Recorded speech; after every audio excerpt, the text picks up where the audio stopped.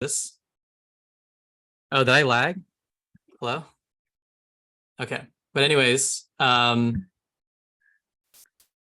again, participate as much as you want. That'd be great. I like talking to people. So I just want this to be fun for everyone. I don't want this to be, 2 hours of just straight OChem. So we'll go through all the reaction stuff first. Vocab is last, just because this is stuff that, you guys have figured it out. You guys have learned how to optimize your note cards such that you can fit the whole quarter on it. So I'm not too stressed about note card stuff or vocab stuff. So that we'll look at that last. Oh, that's a crazy question, actually. I just saw that. That's a crazy question that she asked that. That's a lab question. So interesting. Anyways, so we'll go through 3 to the end here.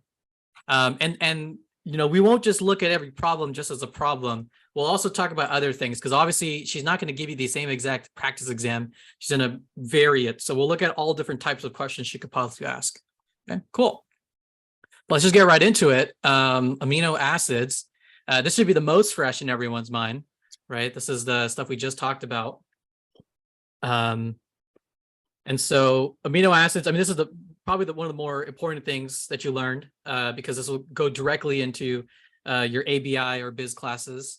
But you should be very familiar, or at least very comfortable with predicting what they look like in solution, so that you can understand why certain tests work and certain tests don't, and why, amino acids, what they look like. So at different pHs, right, we should be able to predict what they what the dominant zwitterion form is. Everyone has their own method. I know there's that whole pKa greater than pH thing. I like to keep it very simple, right, because I'm a very visual person. And what I like to do is, so you can just quickly sketch every single structure in the box. Bonus points if anyone knows what amino acid this is. So you get a bonus gym point. How about this? Every gym point you get, that counts towards the gym pot. I think this is either glutamic acid or glutamine. I think Which it's glutamic acid. It's glutamic acid. Right. You're right. It's glutamic acid. So this is the gym pot. Okay. Actually, I'm kind of cheating. I'm already in biochemistry, so. Okay. It's okay. I'll pretend I didn't hear that. It's okay. But we'll put points into the gym pot. If you guys can reach a certain number of points, which is determined by me, then maybe we'll get a face reveal at the end of this. So even more reason. Actually, we're not gym pot. We're gonna use the Shibazine coin. Okay. So you are welcome to redeem Shibazine, and you guys can use it towards face reveal. How about that? Okay, cool. This is gonna be fun. All right, so what do I do to predict the zwitterionic forms in less than 5 seconds? Super simple. What I do is I treat pKa like a neutral point for every single one of these groups. So for example, 4.1 is a neutral point for the first group, so for the A group, 9.7 for the B group, and then 1.9 for the C group. Okay. And then I just plot the pHs that I'm looking at against these numbers. So for example, for pH 0, that would be here, here, and here. So to the left of all of them. If you consider pKa, at least for a second, as like a neutral point, just like 7 is on the pH scale, numbers left of 7, right, are acidic, and numbers right of 7 are basic. So if we treat pKa like that, then pH values to the left of your pKa are acidic, to your right are basic. That also just tells you what form they're going to be in. So for all of these where we are on the left side, or the acidic side of the pKa's, right, we're going to be in the acidic forms. So all of these you can make acidic. Oh, I didn't mean to do that. So this would be OHs, and this would be NH3+. Okay, and just do that for all of them. So that was 0. Now I'll just do it for 3. 3 is there. 3 is there. 3 is actually basic here. So that means that for the most part, this was almost the same. Oops, I didn't want to do that. But this will be plus. And then I think it was this one. It's C. That's the 1.9. So that'll be here. So that'll be minus. Okay. And then we'll do the same thing for, sorry, 7.4. So that's, oops, sorry, not there. 7.4 is here. That's here. And then that is also here.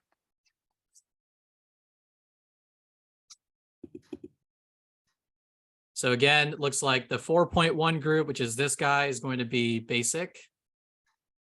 This guy also basic. And then this guy is still acidic. Okay.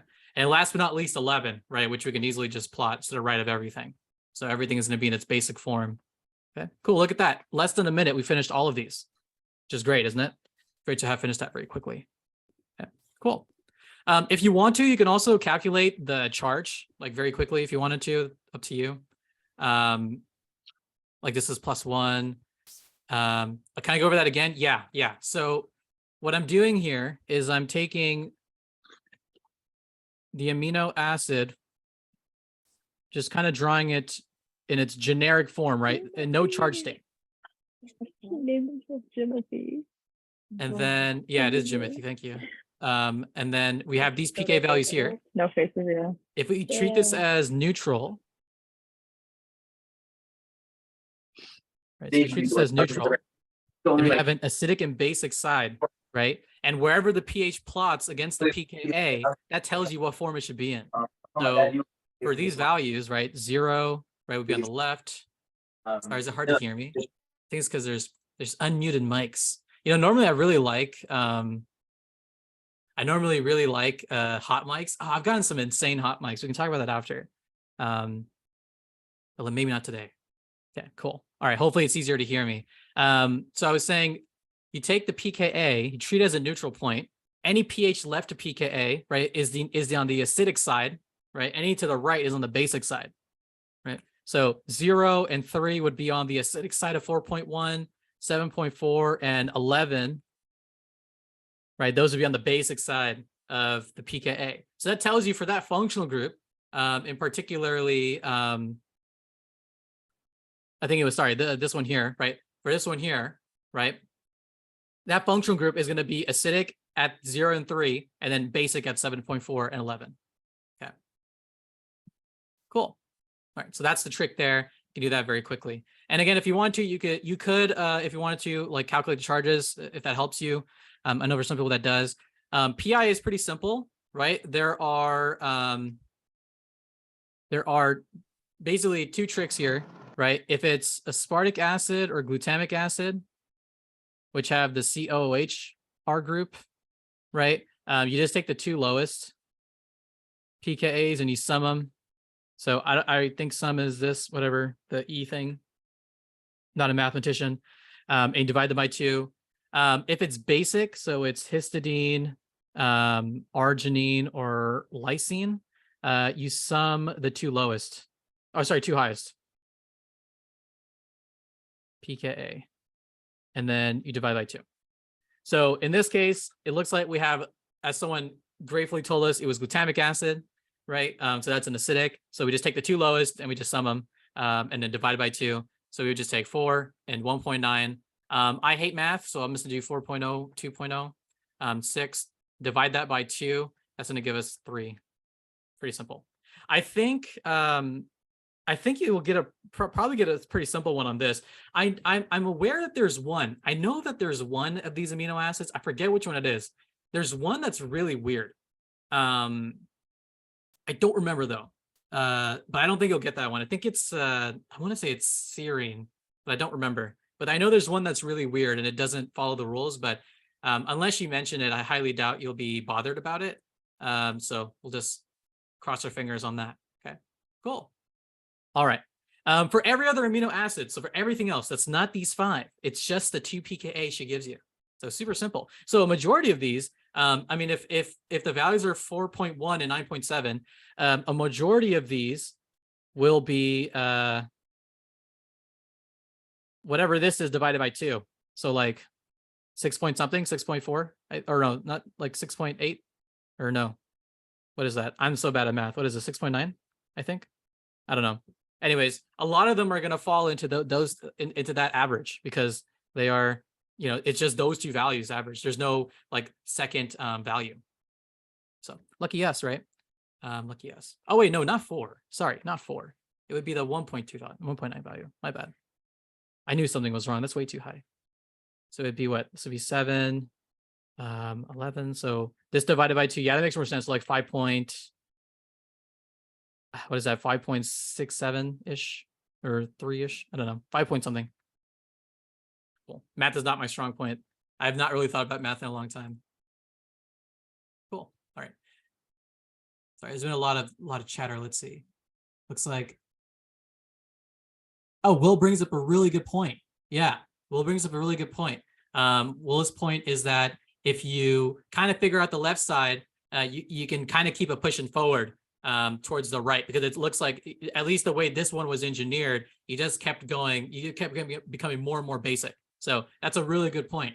So I guess if you're on a time constraint, let's say you woke up an hour into the exam, so you're rushing in with only 30 minutes to take it, right? One thing you could do is just that, draw the most acidic form and then go all the way to the most basic form. You could do that too. It's a great point. Thanks, Will. Let's see. Cool. All right. How do you know what those look like? Because I'm a nerd and I read a lot. I don't think you need to know what those look like. You can just, the rule of thumb is that aspartic acid and glutamic acid have carboxylic acids. And then all these guys here have some kind of amine on them, like on the R group. That's kind of the point. That's how that one works. So you don't need to know what they look like, although you do have a note card, so you could draw them if you wanted to. I don't think that's worth note card space though. That real estate is pretty expensive. So we want to put other things on there. And then just to go over the PI again, the PI was, because this was aspartic acid, you want the two lowest. So it would be these two, which 4.0 plus 2.0, that is 6. So it's like 3. Great. Cool. All right. So we'll call it on that one. If you need to work on that more, I've said it a couple times and this is getting recorded too. So you can always go back on that. Cool. Oh, am I not? Sorry. What did you say? Oh, you just rewrite what you said. I'll look at it later. Cool. All right, let's get into reactions. This is the bread and butter of organic chemistry, right? So this is what you've all been waiting for, and what you've all been taking nOchem for is how to do these reactions super fast. Cool. So for all of these, we'll go over the actual question, but we'll also look at other variants of the question too, just because again, she's not going to give you literally these same like questions once again. You can see other different types. So it's good to familiarize yourself with all the different possibilities you can get. Okay, cool. All right. So we have alcohols, and just to quickly remember what alcohols do, right? The main idea with alcohols is alcohols are pretty trash at doing anything. Well, I guess it's pretty good. They're really good at getting you drunk, but that's about it. But when it comes to reactions, they're not really good at being leaving groups. So every single alcohol reaction, you're essentially introducing some group G that transforms the alcohol into a better leaving group. And then depending on what that G came from, right, you can do your substitutions and you can do your eliminations. The general rule of thumb, right, is that if you want to do eliminations, you're using usually a very strong acid that's non-nucleophilic. So that's the operative term there, non-nucleophilic, at a high temperature. For substitutions, there's usually two types. I can't remember if you guys covered both, but there are the acid halides, and then there are the inorganic halides. Okay, these are your substitutions. Generally speaking, acid is more of your SN1 type, right? That's more of your SN1 type reaction. And then these inorganics are more of your SN2 types. Just how that works. So when we look at this alcohol reaction, again, we know that SOCl2 is going to be transforming the alcohol somehow as a better leaving group. And hopefully with that little introduction, it now makes more clear sense, right? We're going to be doing a substitution here. Halides are your key to substitutions. They are horrible bases, but incredible nucleophiles. So they're never really looking to do an elimination. They're always looking to substitute. So at the very least, if you don't know what's going on, but you know that halides can substitute, you get the least substitute that position there, right? Keep everything the same. The part of this that gets you the full, like if this is like a 3-point question, what gets you the third point out of the 3 is remembering that if SOCl2 is an SN2 type reaction, does anyone remember for, let's say, a couple Shibazine coin? Does anyone remember what happens when you do SN2 and there's an active stereocenter? What happens to that stereocenter? Attack. It's a backside. I like that. So what's going to happen to that wedge bond? I'm seeing it everywhere. Inverse, flip, whatever you want to say, dash, backflip, anything, right? It's going to be inverted.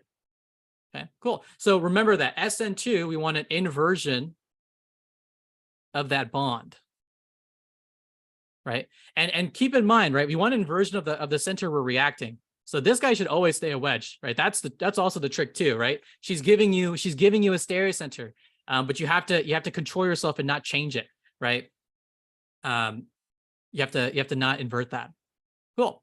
Now, what's some other ways we can ask this question, right? Well, we could have also asked this question, but instead we could have used HCl or HBr or HX, whatever. And so now, right, this is more of an SN1 type of reaction. Anyone remember the intermediate of an SN1? Carbocation. And remember, carbocations, these guys are super, super reactive, right? So if you give them a second to think and you let them really, consider where they want to go, right? There's sort of two of these motifs, and I'll draw another one here too. But if you give a cation a second to think, what's this cation going to do? Concerted shift. Transfer. It's going to move, right? Faster than the speed of light, or at least faster than any nucleophile in solution.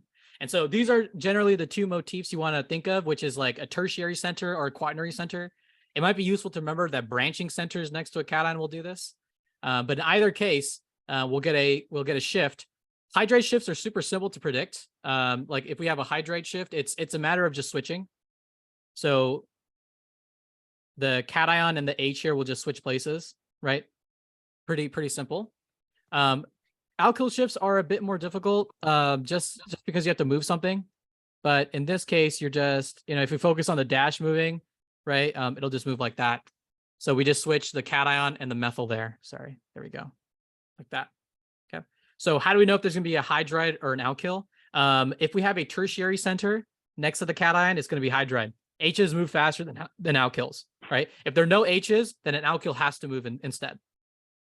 Okay, cool. So this is how the question can change, right? It completely changes the answer.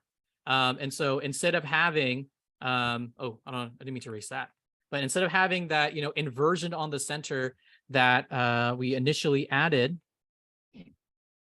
or initially had the alcohol at, right? Now we have the chlorine or whatever nucleophile in solution on that branching center and that tertiary center.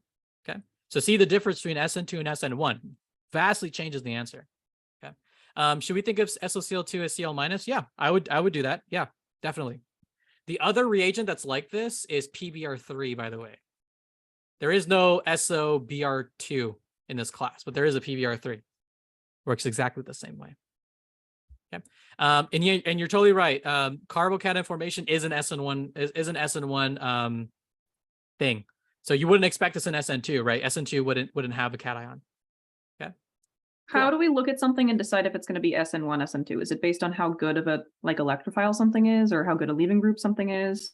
It's a great question. So it turns out, you have to think about this. It's not like someone sat down and just thought, okay, these are things that are true about SOCl2 and HX, and this is what mechanism it has to be. Your chemical ancestors literally just did these experiments and they just wrote them down. And it turns out that every time they did this reaction with SOCl2, it followed SN2 type mechanics. And every time they did it with HX, it followed SN1 type mechanics. So how can we rationalize that? Easiest way to rationalize it is that HX is protic. And protic is what, is very good for SN1 type reactions. It's, we have a lot of protic interactions with the cation and the solvent. So that's a very good thing. Cations just prosper in acid. That's why I always give that little rule. If you see H plus, think C plus, right? Because C pluses are good in acid. On the other hand, SOCl2 is inorganic. It's a very aprotic solution. And aprotics, if you guys remember from 8A, that's very, very, very good for SN2, right? The nucleophile is not disturbed by solvent interactions. We call it a naked anion because if you're an aprotic, there's nothing that's coating the anion. It's a very strong basic charge. It does very good SN2 type reactions. So if you wanted a way to kind of think about it, that would be what you do. But also, people just didn't know, so they just did it. And we wrote down those observations, and now they're in a textbook 100 years later, right? So pretty cool, right? Maybe one day you guys can be chemical ancestors for the people in the future, right? Write down your observations and have it written in a textbook, right? That'd be pretty cool. Okay, cool. There was a question here. SN1 is only HX and SN2 is, yeah. So, and I like what people were saying. So it's a very good observation. So for primary alcohols, just to get this out of the way too, right? Primary alcohols, these guys can really only do SN2. So really, even if you used HX or SOCl2, it wouldn't have mattered. They can't really do SN2. It's really once you have a competition between reaction is when you start to see the difference, right? Because in primary, you can't have SN1. It's impossible. You can't have that competition. But in secondary, you can have that competition because now you can form secondary cations. So this is where whether you use HX, you'll get a difference between an SN2 versus an SN1 type reaction. Sorry.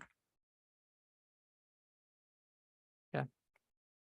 And then obviously tertiary is kind of the same thing where SN2 kind of really sucks on it. So you wouldn't really expect it to do anything but SN1.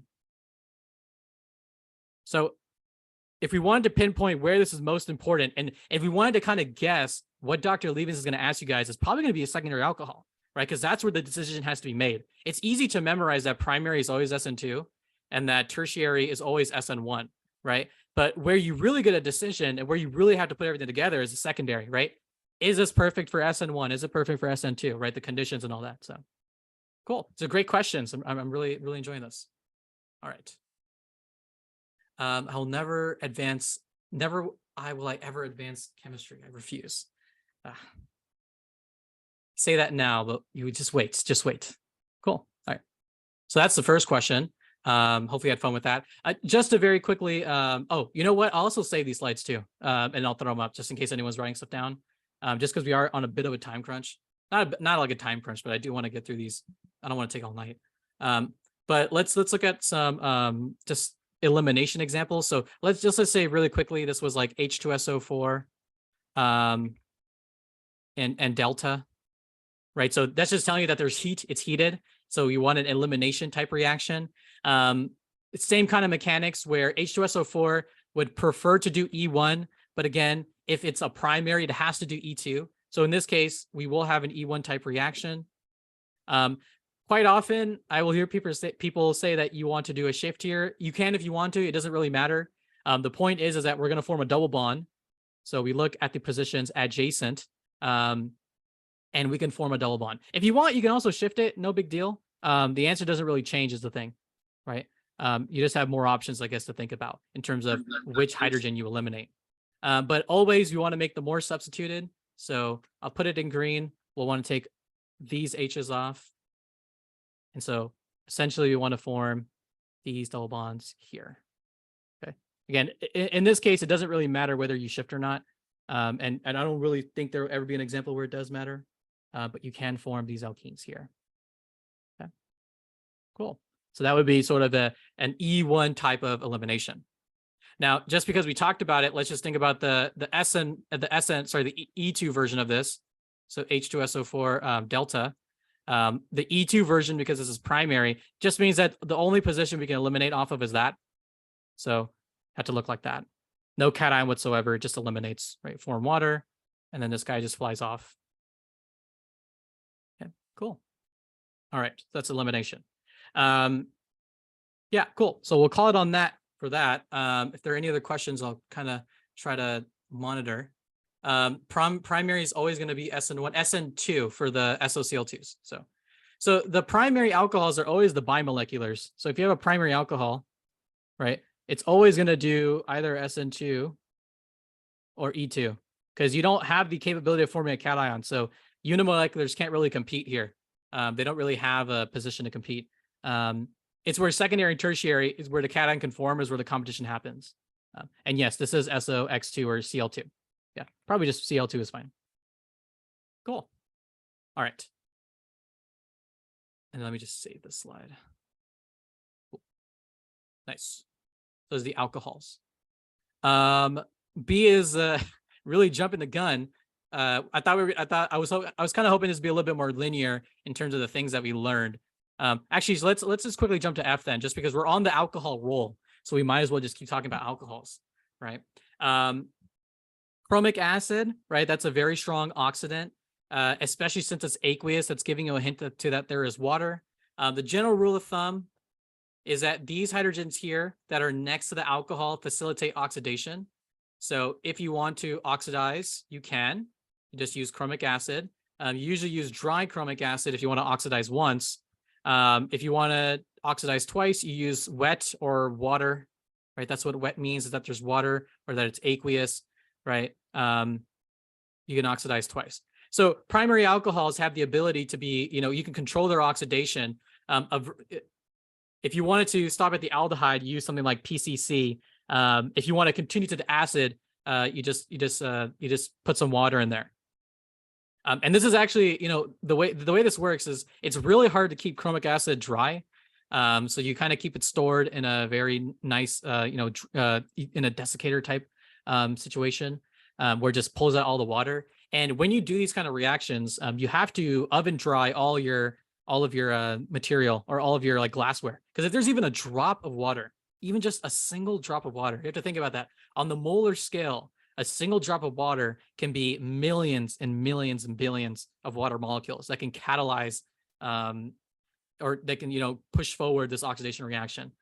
So it's like, it's almost a stressful day at work when you have to do a PCC oxidation, right? And you have to make sure everything is completely dry.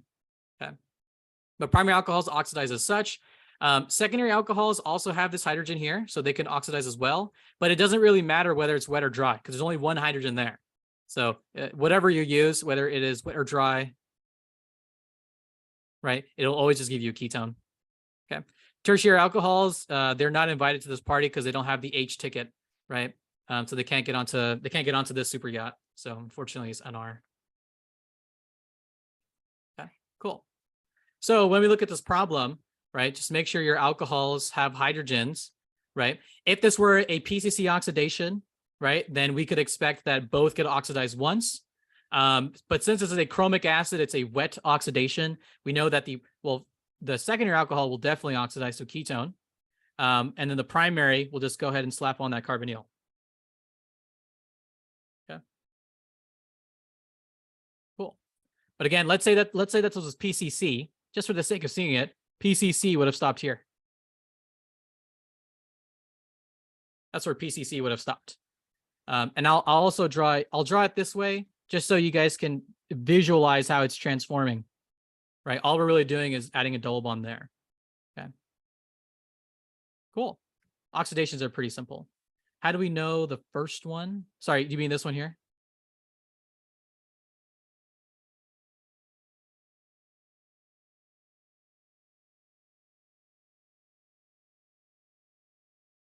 The first double bond? Oh, do you mean this one over here? Is that the one you're talking about?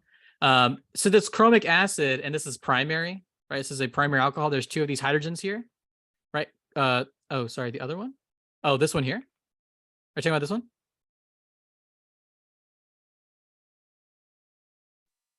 Yeah. So, I mean, it's a secondary alcohol. It has the hydrogen. Whether it's chromic or whether it's wet or dry, the chromic acid will oxidize it because it has that hydrogen. So as long as that hydrogen exists, right, you can do this oxidation. Okay.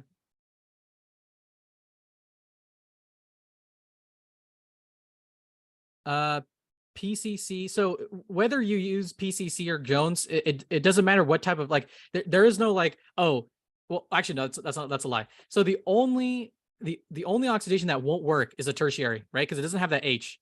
But as long as you have that H, you can oxidize it, right? It's just that primaries have two of them. So you can either oxidize once or you can oxidize twice. It's totally up to you. Or it's up to the problem, right? In this case, the problem was chromic acid, so we oxidized it twice. Okay. Cool. All right. So alcohols. That's pretty much almost all of alcohols. I think the only thing that we didn't really get to in these problems with alcohols is I think if you do this reaction, H2SO4, like at a low temperature, right? So it's not delta, right? This just makes a symmetric ether. I think that's the only one that we didn't get to on the alcohols. Do primary alcohols plus H2CrO4 COH? Exactly. Yep, exactly. Right? You have that water. So the whole point is that the aldehyde, right? Remember, we oxidize alcohols, not aldehydes. So what does water do? Water adds across the aldehyde to give us this hydrate, which we did learn about, right, back in carbonyls. And it's the hydrate that's getting oxidized, right? This hydrogen here can now get oxidized. And so that's how we get the carboxylic acid. So, you know, it would have been, if there was time, she probably would have went through that and like talked about, oh, see, we talked about this and blah, blah, blah. And like application of stuff. Look how cool OChem is, right? Don't hate me. Stuff like that. So obviously didn't have time for that this quarter. Everything was kind of stressed. Okay. H2SO4, the Williamson ether. Oh, so this is not Williamson ether, but I'm happy you reminded me of that. This is just if you have an alcohol, an acid at low temp, it just dimerizes. It makes a symmetric ether. Okay. If we wanted to do what you just said, Williamson ether, we could also do that too. That's just if you have an RO minus. So some alcohol in base. So usually NaOH or NaH will do it. So I'll put both. Either one will work. And then some alkyl halide. Now, if this is a good question, she'll make sure the alkyl halide is primary. That's why it works. But this is how you can make them. I'll make it a little bit different, just so we can really hone in that point of this is how you make asymmetric ethers, just like that. So we can make asymmetrics this way.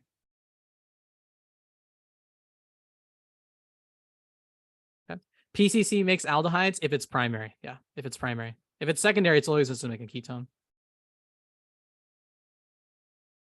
Okay, cool. So that's the Williamson ether. Which reminds me, the buzzword of the night is intramolecular, right? Williamson ether was kind of the first time intramolecular reactions became a thing. So always just keep that in mind. When we have these nucleophilic arms, right, that can sort of, let's say we have NaH here. So actually this is O minus. Second degree with PCC or Jones is always ketone. But we can have these cyclizations like this. 1, 2, 3, 4, 5. So this will make a 5-membered ring with the oxygen in it, right? So keep that in mind. If there's any term you want to write down on your note cards, just so you don't forget it, it's intermolecular.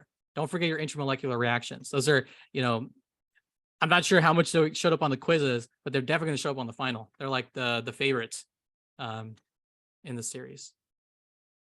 Okay, cool. Yeah, intramolecular.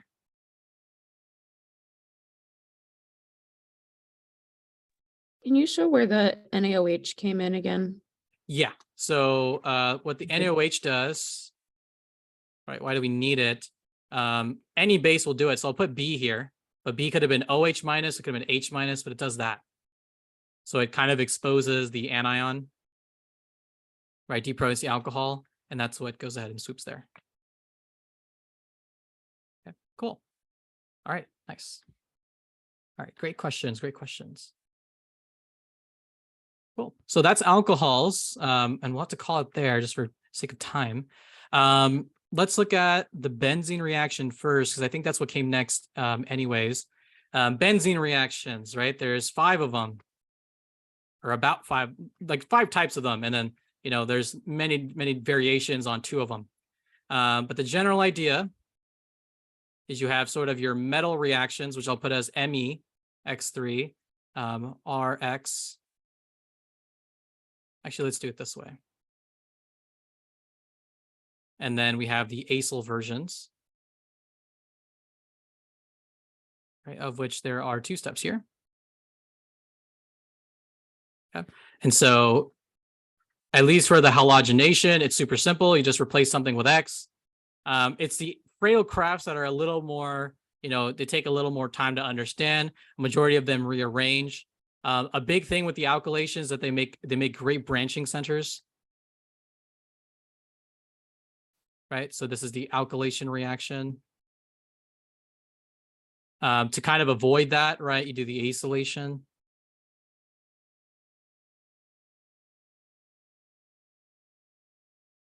And then you can do like some kind of reduction. There's a couple of them. I forget which ones exactly you guys covered, but I'll just put one of them. Right, but chances are, right. Oh, sorry. Right, that's how we get a very nice linear center.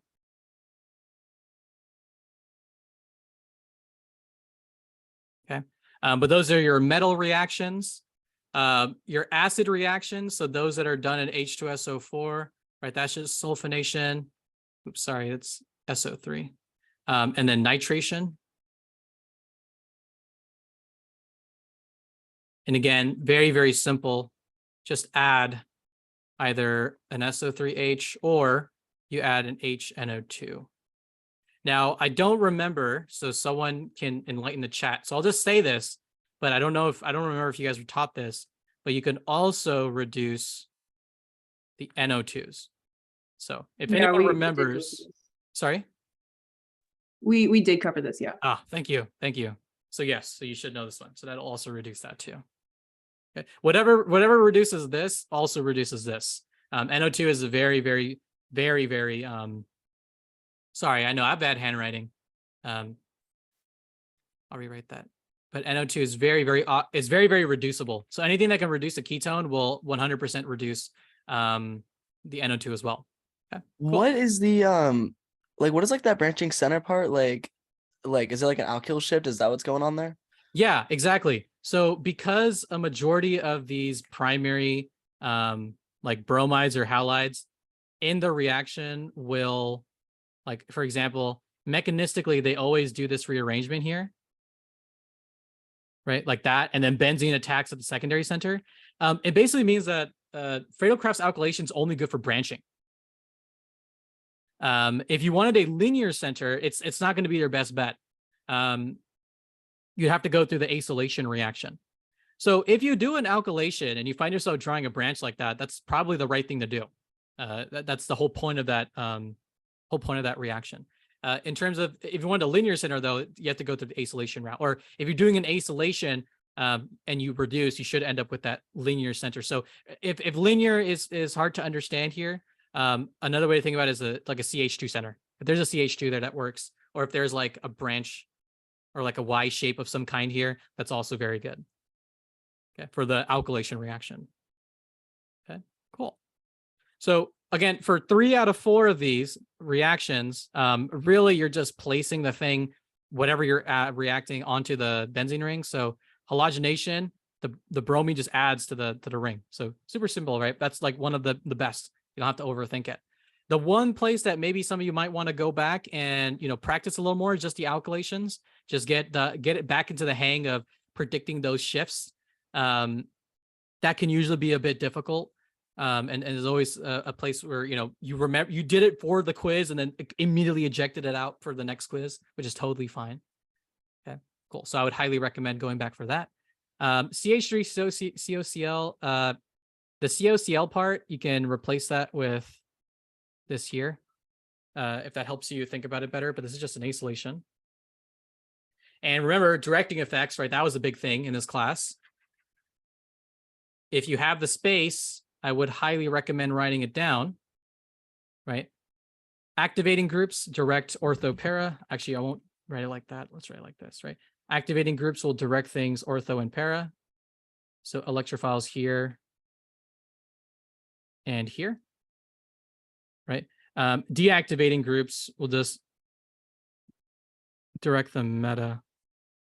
So like here. Okay, so I'll just put M here, or let's put D here. Let's put D here. That's what we get from that. So bromide has a lone pair. That's usually a very good signal for a ortho pair director, right? As you have a lone pair next to the ring. So bromide will do that. And this is an acylation. So we're just essentially adding the acyl group onto the ring. Nothing past that, right? So we'll just add that. Usually for these, you'll want to write both the ortho and the para.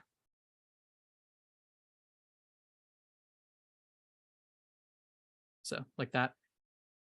I don't think she ever covered what instances you would only draw para. I'm not sure. But if anyone knows, it'd be great if you could enlighten everyone.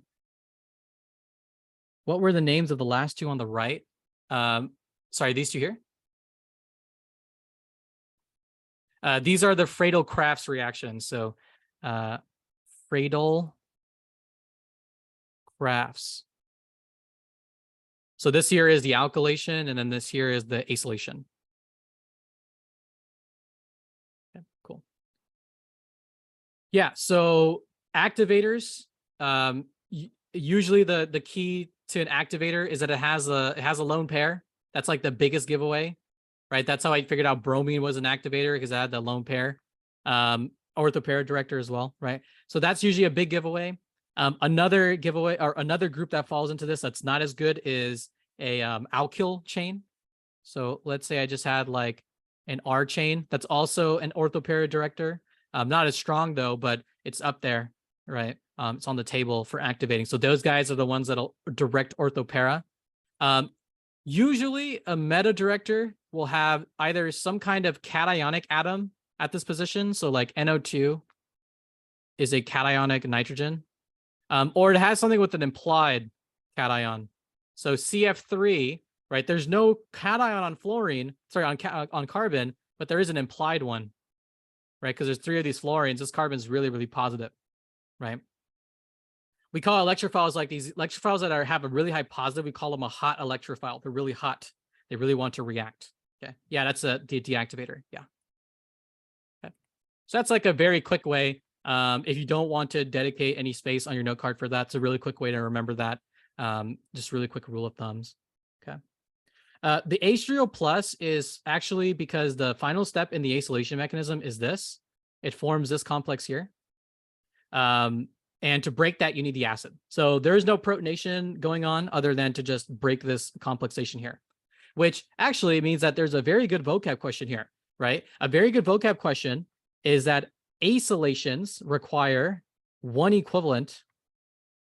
Acylation require one equivalent of AlCl3, and alkylations, catalytic. So less than one equivalent. Okay. So that could be a really good vocab question. I don't know if it's already on here, but if it's not, that'd be a good one for Tuesday, for her to ask that, right? Just a little niche piece of information. Okay. Cool. All right. So is E an alkylation or an acylation? Acylation, because this CO translates to a carbonyl. Right, it translates to this group down here. Yeah. Okay. Yeah, sorry. This says catalyst, and then above it says less than 1 EQ. So you don't need the full equivalent. You just need, like, usually the good rule of thumb is like 75% of 1 equivalent. You don't need a lot. You don't want to waste it too. Cool. All right. Now, what are some twists on this question? Right? What can we expect? Well, I mean, the easiest twist you can do is just switch the order of addition. Sorry, let me just save all this, and I'll just get rid of some of the stuff. Let's get rid of the stuff over here. Yeah. So classic twist on this question, or even if you wanted to rewrite it, is just to switch the order of addition, right? Because we started with the bromination on this. But what if we started with the acylation? Right, so let's say we did the CH3COCl step first, right, and then H plus, and I'll put AlCl3 here, right? And we'll add this here. And then if I do my bromination, again, very good cue for a donating group is if there's a lone pair on this atom. Very good cue for a meta director is if that ation is cationic in any way, right? I mean, we have a carbon double bonded to oxygen. I mean, that's a tug of war that carbons is not going to win, right? Oxygen wins those electrons very, very easily. So there's definitely a positive here. And since there's a positive, right, there's going to be a preference for meta direction. So now we get a completely different answer, right? We get a bromine and a carbonyl that are meta to each other rather than being ortho-para to each other, as we saw in E. Okay. Cool. So you can imagine just mix and matching of these. I guess really the hardest possible question for these benzene types is the intramoleculars. Those are always a little bit tough. But imagine we could have like an acylation on the same, or like an acyl chloride on the same molecules of benzene. Don't fret, right? It's super simple. You're just attacking right at that carbon there, right? Where you normally would attack. So what I like to do, right? I count that carbon as attack as 1, where it attacks is 2, and then everything in between. And that tells me, oops, sorry, I counted 2 twice. That tells me exactly how large this ring has to be. It's got to be a 5-membered ring on the side of this, where if this was 1 and this is 2, and then again, all the way around to 5, right? 2 has the carbonyl. So we'll go ahead and add that there. Okay. You can apply this to alkylations too, right? If I had an alkylation, which, let's say that I had, right, this instead. Will that work? 1, 2, 3, 4. No, it won't. There we go. Let's say that I had that instead, right? Again, we're going to be attacking here. We'll form a cation first. So this is definitely not the correct mechanism. Point is not to be correct here on the mechanism, just to be able to quickly predict the product. But 1, 2, 3, 4, and 5. Again, 5-membered ring on that. Where this was 1 and attack 2. And again, on 2, we have that dimethyl. So we can go ahead and add that very easily. Okay. So intramolecular, right? That's the one. Put on your note card, right? Say that to yourself to sleep the night before. Make sure it's in your brain. I think the biggest thing that I noticed students always forget is that intramolecular component. Even though they had already known it, it just hadn't, it just wasn't in mind on the day of the final. Okay, cool. All right. So that was a lot of benzene stuff. That's the majority of it. Again, biggest thing that I would practice on any of the material that you have is those the alkylation rearrangements. And then just, doing as much of, these 2-step processes as possible, right? If she asks this question again, it's very likely just to be one of these 2-step processes where you add something, and then depending on what you added, that will direct the next electrophile. Okay, cool. All right, but we'll call it there on that. That was benzene. That was a lot of fun. I think after benzene was the carbonyl unit. So that's a bunch of these here. I have a question. Yeah. What prompts an intramolecular reaction? So the best way to identify them in the simplest term is the nucleophile and the electrophile are tethered to each other, right? Every single example that we've seen today that was intramolecular, right? It involved the reagent that we usually see on the arrow on the same molecule as the nucleophile. So the benzene and the acyl chloride being together, right? That's how we can see that's intermolecular, right? Normally, right, we see it like this, right? This is the normal way we see it. We see it on the arrow, and we see like AlCl3, right? Or FeBr3 is, or FeCl3 is the other one, right? That's what we normally see. But in the case above, right, they're tethered together, right? Same thing with the Williamson ether, right? Normally, Williamson ether is an alcohol where you have like NaH, and then second step is like, I don't know, like this bromide here. And so, well, I'll make it a little bit different, right? And so you can see, oh, okay, that reacts with that. So I put O there, and then the alkyl chain on this guy, 1, 2, 3, 4, 5. 1, 2, 3, 4, 5, right? That's my ether. So how does the intramolecular look? Well, I just take that alcohol, and on the other side, I just slap on a bromide, right? So I've added the electrophile that's usually on the arrow onto the molecule that is my nucleophile. So if you see a nucleophile and an electrophile tethered together, that is the simplest way to explain an intramolecular or to see one. It just takes practice, right? Looking at the practice problems. Like, one thing you can do is you can just kind of browse through those worksheets that she gives out and just look at which ones make rings. That's also kind of a big thing with intramoleculars, is that if they're connected together, right, then the product should be ringed up. Right. So rings are also kind of a, if you think you're doing a intramolecular, how can you identify it? Very, like how can you make sure you're doing it correctly? There should be some kind of ring element going on, right? The nucleophile and the electrophile won't just randomly be on the same molecule, right? There's something that has to occur before. No, not at all. I mean, like in this instance here, right? She could just give you this, right? Just like that. What are you pointing at? Sorry, this here. Okay. So you can just get that, start with that. And like literally the arrow will just be this. It will just be AlCl3.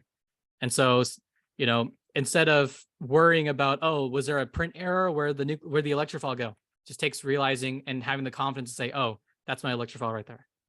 Gotcha. Thank you. Okay, cool. Now, speaking of intramoleculars, we can look at B now then. B is a carbonyl reaction. A lot of carbonyl reactions, again, don't have the time to go through all of them with intimate detail, but we can go through a lot of them really quickly. Right. A majority of our carbonyl reactions are acidic additions. So for example, if I have, let's say, an alcohol, right, all I'm really doing is replacing the carbonyl with two of those alcohol groups. A key type of this is, let's say that I have a diol, right? We're just going to make a ring type acetal here. Okay. So that's the alcohol version of this. The common twist that you'll see is instead of starting from the carbonyl, you might just start from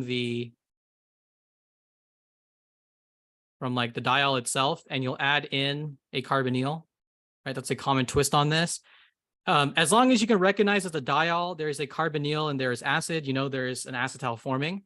And it's a very quick and easy trick for this, as is everything in this class, right? You just want to connect both the oxygens with a carbon. That makes your acetal, right? And then this carbon here is just this one here.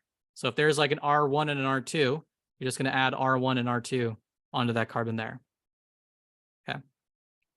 So common twist of the question is just flipping the perspective, right? Instead of starting with the carbonyl, you start with the diol, or you start with the alcohol. Okay, cool. If we add in amines, right? If it's primary, super simple. You just replace the oxygen with the N and the R group. Sorry. Okay. If it's secondary, the trick is a little more intensive. You have to replace the carbonyl with the nitrogen and the two R groups. And then hopefully for the sake of the class, there's only one position here, that's alpha, that you can make a pi bond to. So you make what we call an N-amine. This would be an imine, right? Tertiary amines won't react at all. So this is NR.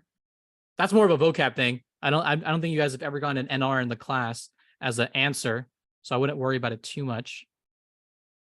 I think there was one for PCC on the first quiz. Yeah. Like the on answer first was- quiz you got us. Like the answer was NR? Yep. Oh. Yeah. Okay, I take that back then. I guess you can ask this question then. That's a good one to know. Okay. There's that there. Cool. And then the only other addition I can think of for these two that you would want to be aware of, are the intermoleculars, right? So again, in the case of the alcohol and the aldehyde or carbonyl, right? Again, what's a great call for an intermolecular? You have your electrophile, which is the carbonyl, and you have your nucleophile, in this case, the alcohol, on the same molecule. They're tethered together, right? So they've got to give each other an intermolecular high five, right? So 1, 2, 3, 4, 5, 6. Oops, that's a little too, wait, is that too long? Yeah, it's a little too long. So let's go ahead and do that instead. How about that? All right, so 1, 2, 3, 4, 5, and 6. So this is going to be a 6-membered ring with the oxygen in that ring. Right? We had tacked on 2. So 2 is going to have the OH that corresponds to the carbonyl. It's also going to have this methyl here. So we'll have that. Okay. And that is our intermolecular reaction. Okay, that's our intermolecular closing. So again, that whole idea of electrophile and nucleophile in the same ring, or sorry, on the same chain, right? That's the kind of the giveaway for an intermolecular reaction. Okay, cool. Same thing with this one too, right? We can have the amine version of this, whether it's primary or secondary, tells you if it's going to be like imine versus N-amine. But 1, 2, 3, 4, and then 5, you get a 5-membered ring. We're again on 2. Actually, I guess with the imine, if you're just solving the problem, if you're not doing mechanism, solving the problem, this is an NH2. It's primary, so we know it's an imine. So if I just count this 1, 2, 3, 4, and 5, right? 1 and 2, where the carbonyl is, that's where my double bond should be, and then 2 should have a methyl. This methyl here. Okay. So there we go. Okay, that's our intramoleculars there. So when we look at B, hopefully everyone sees something that we've been talking about. I think I see something that's going to happen here. I see an aldehyde. You know, I might see this here, and I'm like, wait a minute, aldehyde and acid. Where's my nucleophile? Where'd it go?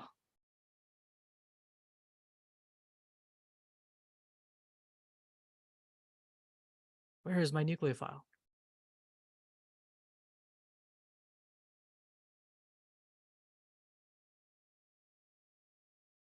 Ah, someone said it. It's an intermolecular.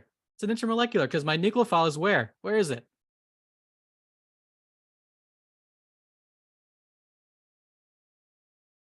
Where is it?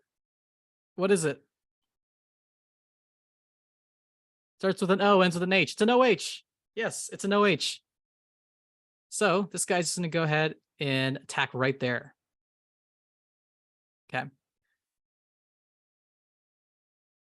And so 1 attacks 2, then 3, 4, 5, and 6. Okay. Would you do protonate first? So in acid, if you think mechanistically, it's just going to protonate here. And protonated carbonyl is a very powerful electrophile, very hot electrophile. So you don't have to really worry about the OH being deprotonated. If this were in base, though, so let's say that it said NaOH here, catalytic, then totally, you could totally do it. Yeah. Really, the important thing to recognize here is that an OH and an aldehyde, same molecule, that's going to ring up. Right, so this is going to turn into a ring here.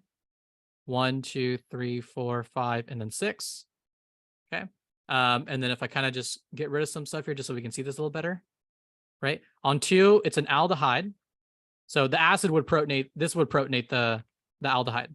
So like it would take the proton from there. But 3 looks like it has an ethyl. 4 has nothing, 5 has nothing, 6 has an ethyl. Right, and that's our weird looking or hemiacetal. Oh shoot, almost forgot this. 2 will have an OH. Okay. Hemiacetals, right? Usually not very isoluble, but this one is cyclic, so it's very isoluble. Okay. Yeah, the aldehyde is the electrophile. Yes, yes, it is. Okay, cool. Now, what's a twist on this question, right? How can you make this question a little bit more difficult? The way you make this a bit more difficult is you add an alcohol, right? Because what happens when you have alcohols, right? Alcohols form acetals. So if I want to make an acetal out of this ring, what do I got to change? Anyone have any ideas? What do I want to change on this to make it an acetal?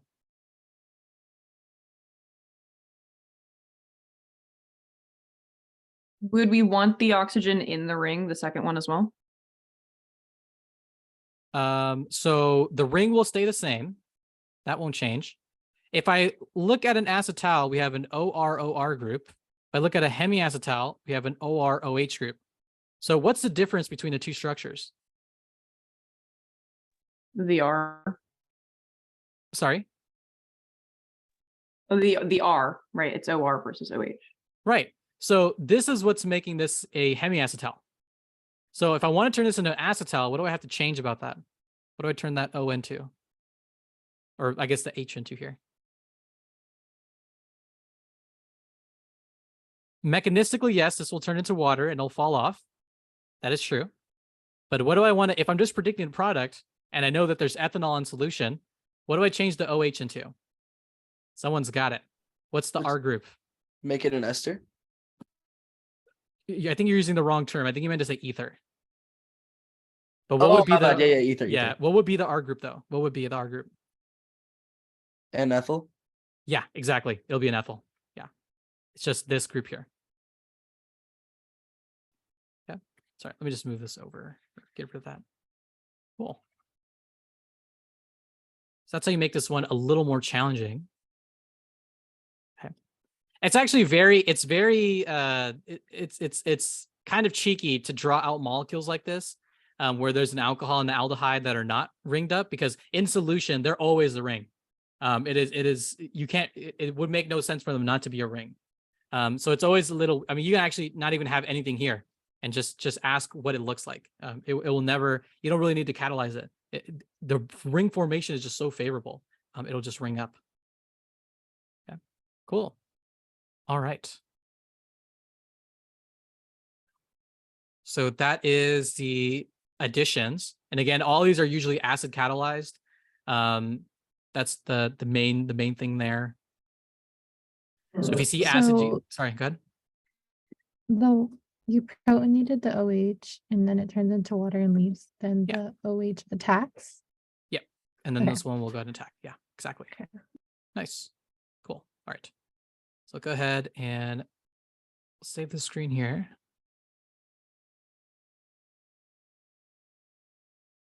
Would there be a hydride shift? Sorry, let me reread that. Would there be a hydride shift after the water leaves, or does the ether form before? So there's no shifting. And the reason for that is because a cation next to oxygen is actually incredibly stable due to resonance. I don't know if you guys remember that from 8A. It's okay if you don't, because I'm here to tell you. That cation is super, super stable. It's not shifting for any reason. So it's just going to wait there until something will capture it, because it is still a cation, so it's still pretty reactive. It'll just wait for something to come capture it like an alcohol. Yeah, cool. All right. There's that. I think there was another carbonyl reaction down here.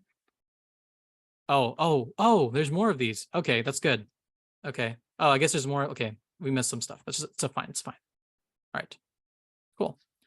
Now, if you do a reaction of a aldehyde or ketone and base, right? Base is when you want to start thinking about enolates. And so I don't really remember. I don't think you guys really covered much out of enolates other than aldol condensation in addition. So we'll keep it to that. I don't think you guys covered halogenation or alkylations. But if anyone knows, you can feel free to correct me on that. But base and aldehydes, right? That's the aldol reaction. And so super simple to predict these, right? If you have, let's say, a self-aldol reaction, the self-aldol, let's just use a generic one, right? So if I see this here, I'm thinking aldol because it's only base and it's only base and aldehyde. Okay. It can say TUQ. I don't see it here, but this is definitely an aldol. So I guess it's not required that it says 2. But it's super simple. If it's a self-condensation, that means that there's 2 of these guys, right? The alpha carbon of this one is attacking the carbonyl of that one. Okay. All I got to do, erase the oxygen, take that guy there and put it on the alpha carbon. And there you go. Super simple. A way to do that, if you don't have an iPad on the exam, which I imagine all of you will not have one, or have any kind of drawing tool, it's pretty simple. You just double bond on that alpha carbon, and then the 2 groups on that aldehyde, you just add to it. So the ethyl and the H. Okay, so visually, that's just how it works. So you can do these in 2 seconds if you practice them a lot. So if I take this guy here, right, I apply the same logic. I just put a double bond at the alpha, and I guess this is where it gets a little cramped, but I'll just draw it the other way. But I just want to add an H, and then I want to add this 5 carbon chain here. So 1 should look like that and like that. That's my aldol condensation. Yeah. And this is a self, right? How do you know it's a self? Is that there's just one aldehyde in base. Not much else you can do, right? It's got to do an aldol. You're probably also going to see a mixed type aldol, which there are a couple of these. Mixed aldols are usually some kind of ketone. I guess we can, how can we do this? It's not gonna, actually, I guess let's just do this. So it'll be some kind of aldehyde, adding in with an aldehyde that's usually, actually, no, I guess if she's going to ask this, she's got to make it so that's like this. So we'll do a ketone. Some kind of ketone, and you're usually adding in an aldehyde that has no alpha hydrogens. So a great example of this is benzaldehyde. Right, just like that. So again, this guy has no alpha hydrogens, none here and none here.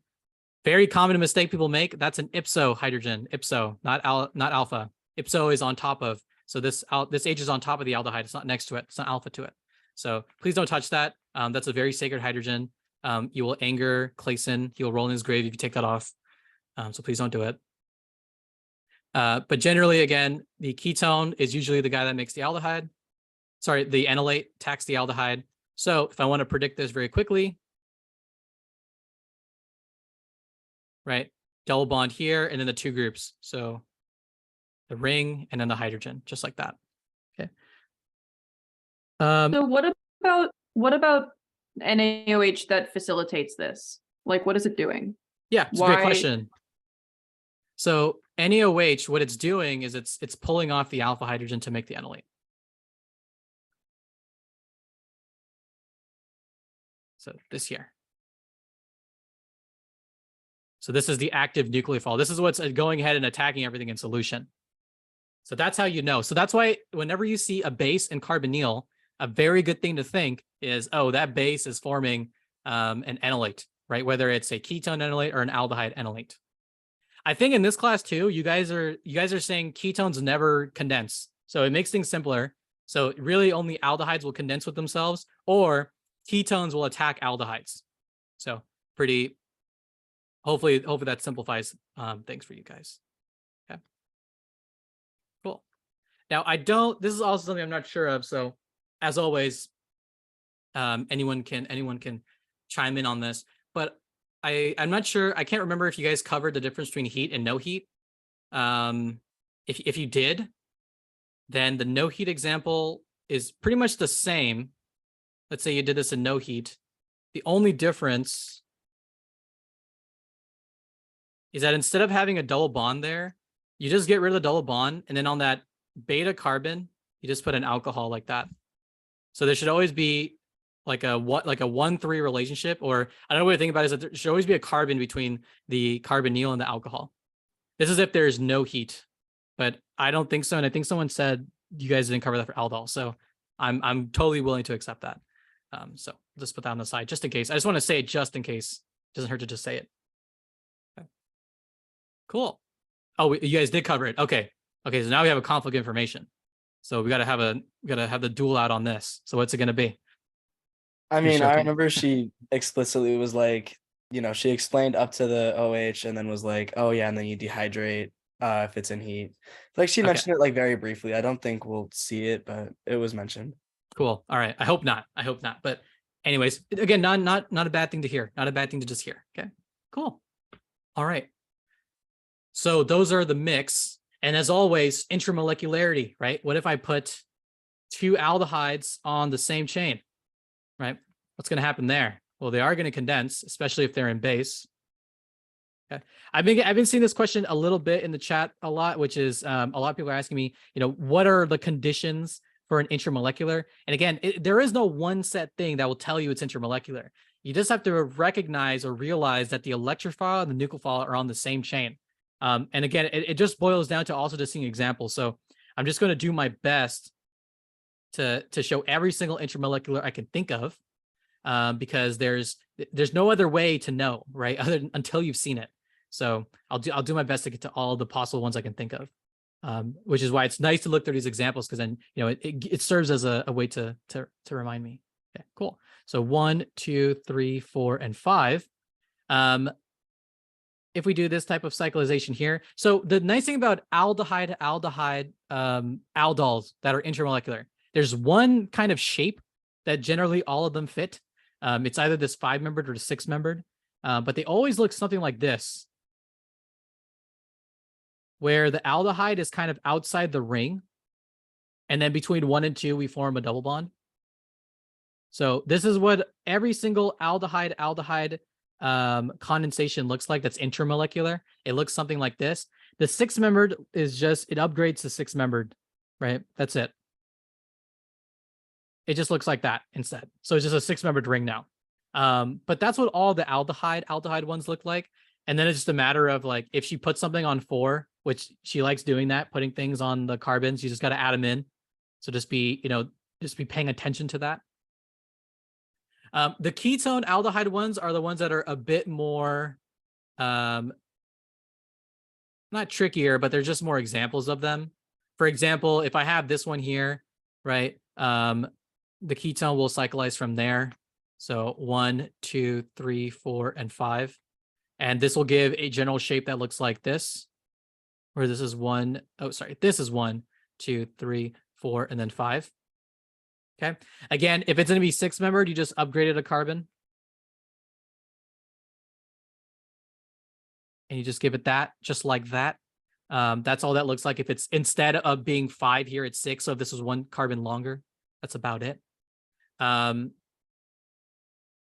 let's say that you cyclize from this here. So 1, 2, 3, 4, 5, 6. Right, just like that. Then it looks kind of like the aldehyde ones where the ketone is kind of fallen out of the ring. And then you have a double bond between 1 and 6. Again, what does this look like if it's 5-member? Just 1 carbon smaller. Okay, just like that. So if you know like 3 examples, you know like 8 for free, honestly. That's kind of how it is. For all these, it's kind of like a buy one or buy 2, get 1 kind of deal. Or buy 1, get 1 free, sorry. BOGO kind of deal there. Cool. So those are, yeah, go ahead. In all of these examples that you're giving us, the ketone, like the one that's not involved in the cyclization, where is it going? So are you talking about this here? I don't know. Or Maybe. So, sorry, what do you mean by what's not involved? So we start with 2 O double bonds, right? And we're ending with 1 O double bond. So what's happening to the other one? Oh, always a double, once a double bond, always a double bond. So basically this carbon here that was double bond to O is now just double bonded to carbon. Same thing with this one. This one that was double bond to O is now just double bonded to carbon. And same thing here. What was once double bond to O now is married to carbon. Okay. Where'd the second Okay, O so- go? That's a great Yeah. question. Where'd the second O go? Where'd it go? Does anyone know? Is it turned into water? If there's one question or one answer to almost every single question in organic chemistry, what happened to it? Where'd it go? It turned into water. Everything just turns into water, doesn't it? Yes, it turns into water. Mechanistically, the way this looks, it's a bit more complicated than that. But if I wanted to just really quickly summarize this, right, you're pulling off this H and this OH to make this double bond, to make that water. Okay. Yeah, intramolecular is difficult. So, if that's something you struggle with, and I imagine a lot of people struggle with this, right? Because it's such a new type of thinking, a new type of application. Write every single one you see down, right? The more and more you do them, and you have a note card, right? You get a half sheet, I think, right? So that's your second brain, right? That's what you want to devote your real estate to, right? The things that you're having a hard time. I think the biggest thing, it's not that I don't like note cards, but I think the biggest issue with them is they become this sort of like Bible of reactions where you just kind of throw everything you can onto them. And then suddenly it just becomes like, you're busting out your electron microscope in the middle of the exam to kind of read them. But really what you should be doing is you should be going through the material and assessing what can I remember because I understand it, and what am I having a hard time with that I would like an aid with, right? That process in itself of thinking about what things are easy and what things are hard for you is learning, right? That is in itself is going to solidify these concepts for you. Because, once you've kind of organized what's hard and what's not for you, then you can go and think, okay, well, how can I put it on my note card? How can I make it easy for myself? So if intermoleculars or anything you see that we talk about today, or you're seeing, you're studying, you're like, oh my God, I have no idea how I'm going to remember this. That's okay. You have a memory aid for that. That's the point of the note card. So put those things down that you're having a hard time with. Okay. Now I already know some of you typing right now, got keyboard warriors in the chat and be like, what if I don't remember anything from the quarter? Well, then I guess you got to bust out the smallest handwriting you got. You got to get that full, get the note card full. But I'm pretty sure that a lot of you know a lot more than you think. This class is just it's a very stressful class. Actually, I'll take a second just to tell you guys a little anecdote. When I had my interviews, I was also fumbling in my interviews because it was like coming to the first time I ever done a technical, and I had to reproduce, I had to kind of reproduce my genius on the site. And even I was forgetting some of the most trivial reactions. Actually, one of your homework reactions was one of my pharma questions.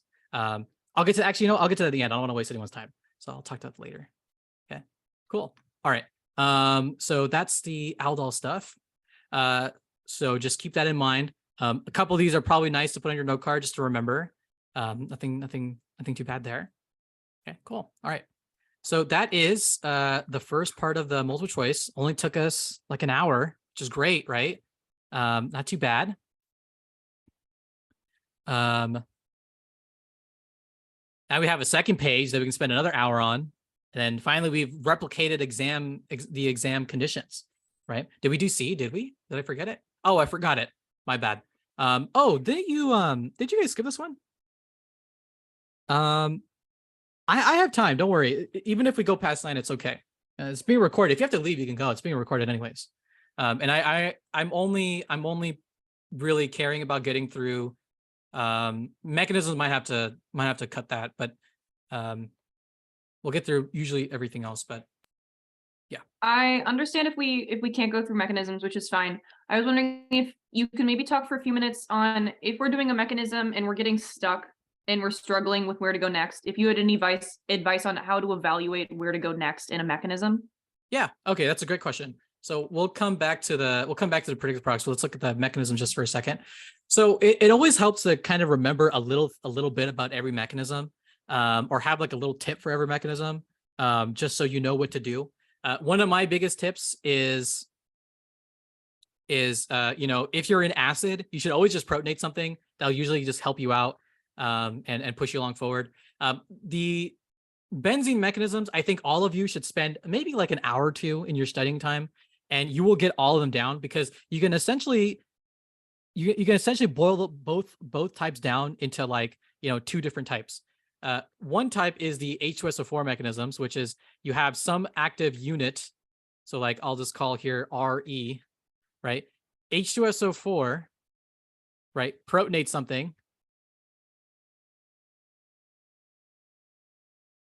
Right. And that thing is usually turns into water. So this usually is water. Actually, so let me just do that. So usually in the acid mechanisms, you have an OH. You turn it into water, everyone's favorite molecule. That water leaves, and now you have a super electrophile, which benzene readily just goes ahead and attacks.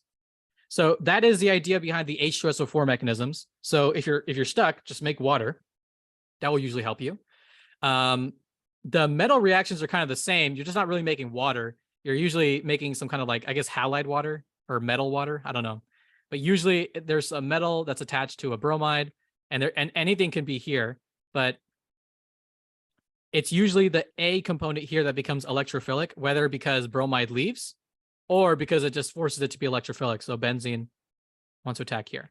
So the benzene mechanism shouldn't be too bad. It's just a matter of getting, either making water or making a very strong electrophile with the metal through the bromide. Usually just about it. So those shouldn't be too bad. I imagine the carbonyl reactions, though, are usually the hardest, especially like in aldol condensation. And this is where, I guess if you have a semblance of what the product should be, it can usually really help. So like, let's say that you have this aldehyde here, and you have to do the mechanism for this. Like this here, okay? You're in base, so a great thing to do is just deprotonate something, right? So this goes back to acidity rules. We know that these hydrogens here are particularly acidic, so we can go ahead and pull that guy off. And if you want to, you can make the C anion or you can make the O anion. I don't think it really matters too much. I mean, we're kind of assuming that you're at a point where you just don't know what's going on, so you're just trying to do your best. But at this point, right, we know we're in base. We know there's only aldehyde. So we're trying to do some kind of condensation. It could even just help to just maybe even quickly sketch what the answer might be. So I think the answer might be this, right? That we're forming that. So I know that I want to attack another aldehyde with my anion. So I can do that. Right, so I can do that here. Okay. And so what I'll get is I'll add, it can help to number. So if this is 1 and it's attacking 2, right? This would be 1 and it's attacking 2. Right? What's on carbon 2? Carbon 2 has an ethyl and an H, right? It's also going to have an O- from my attack. So I'll get rid of that H because we don't need it, but I can draw the O-. And then this O- can go out and get protonated. Probably in base, usually it's water that does protonations in base. Okay. Don't write H+, right? We're in base, right? So don't write H+. That's going to look a little awkward. And you don't want to risk any TA saying, oh, you don't get any points because you put H+ in base. But you can do that. Okay. And we get to here.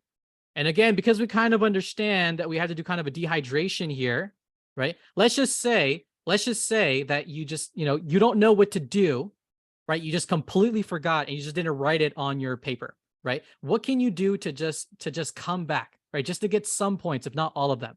Well, one thing you do is that you know that you have to take out this H, or you have to dehydrate it. So even though this might be wrong, you can still go ahead and do this, right? You can go ahead and protonate on that oxygen, right? Again, not the correct way to do this, because I know some people are going to be typing, that's not the right thing to do. And that's you're totally right. This is not right. But the point is we're just trying to recover, right? We're just trying to get back to a point where we can at least draw a full mechanism, right? And then from here, we can just do an elimination like we've learned it, right? Water can leave, and then we can pull off this hydrogen. Okay. So, I mean, I guess one thing one kind of general advice you can take from this is that a lot of this chemistry is condensation chemistry. A lot of it is like water just kind of falling out, right? If you can understand how to move protons, make water and kind of pull it out, you can probably do very well. Like, for example, all that carbonyl addition chemistry. So every time we made like an acetal, right? Every time we made like an imine, every time we made an enamine, I mean, all of this is just pulling out water, right? That's just pulling out water. Like you turn the carbonyl oxygen into water and it just kind of falls out, right? So we can actually go over that in a second. Let me just write the correct one here. Really, the correct way to do this mechanism, it's a bit weird, this mechanism here, but you would actually deprotonate this position with base. So OH minus will deprotonate that. And then this minus will kick out the OH, which is a bit of an untraditional move. That's not something that's, applicable to every single mechanism. But again, if you're just trying to get back onto pace and just get something down to get some semblance of points back, this is something that you can do, right? Or you can try to think about condensation coming out or water coming out of something. Okay, so this is the correct way to do it.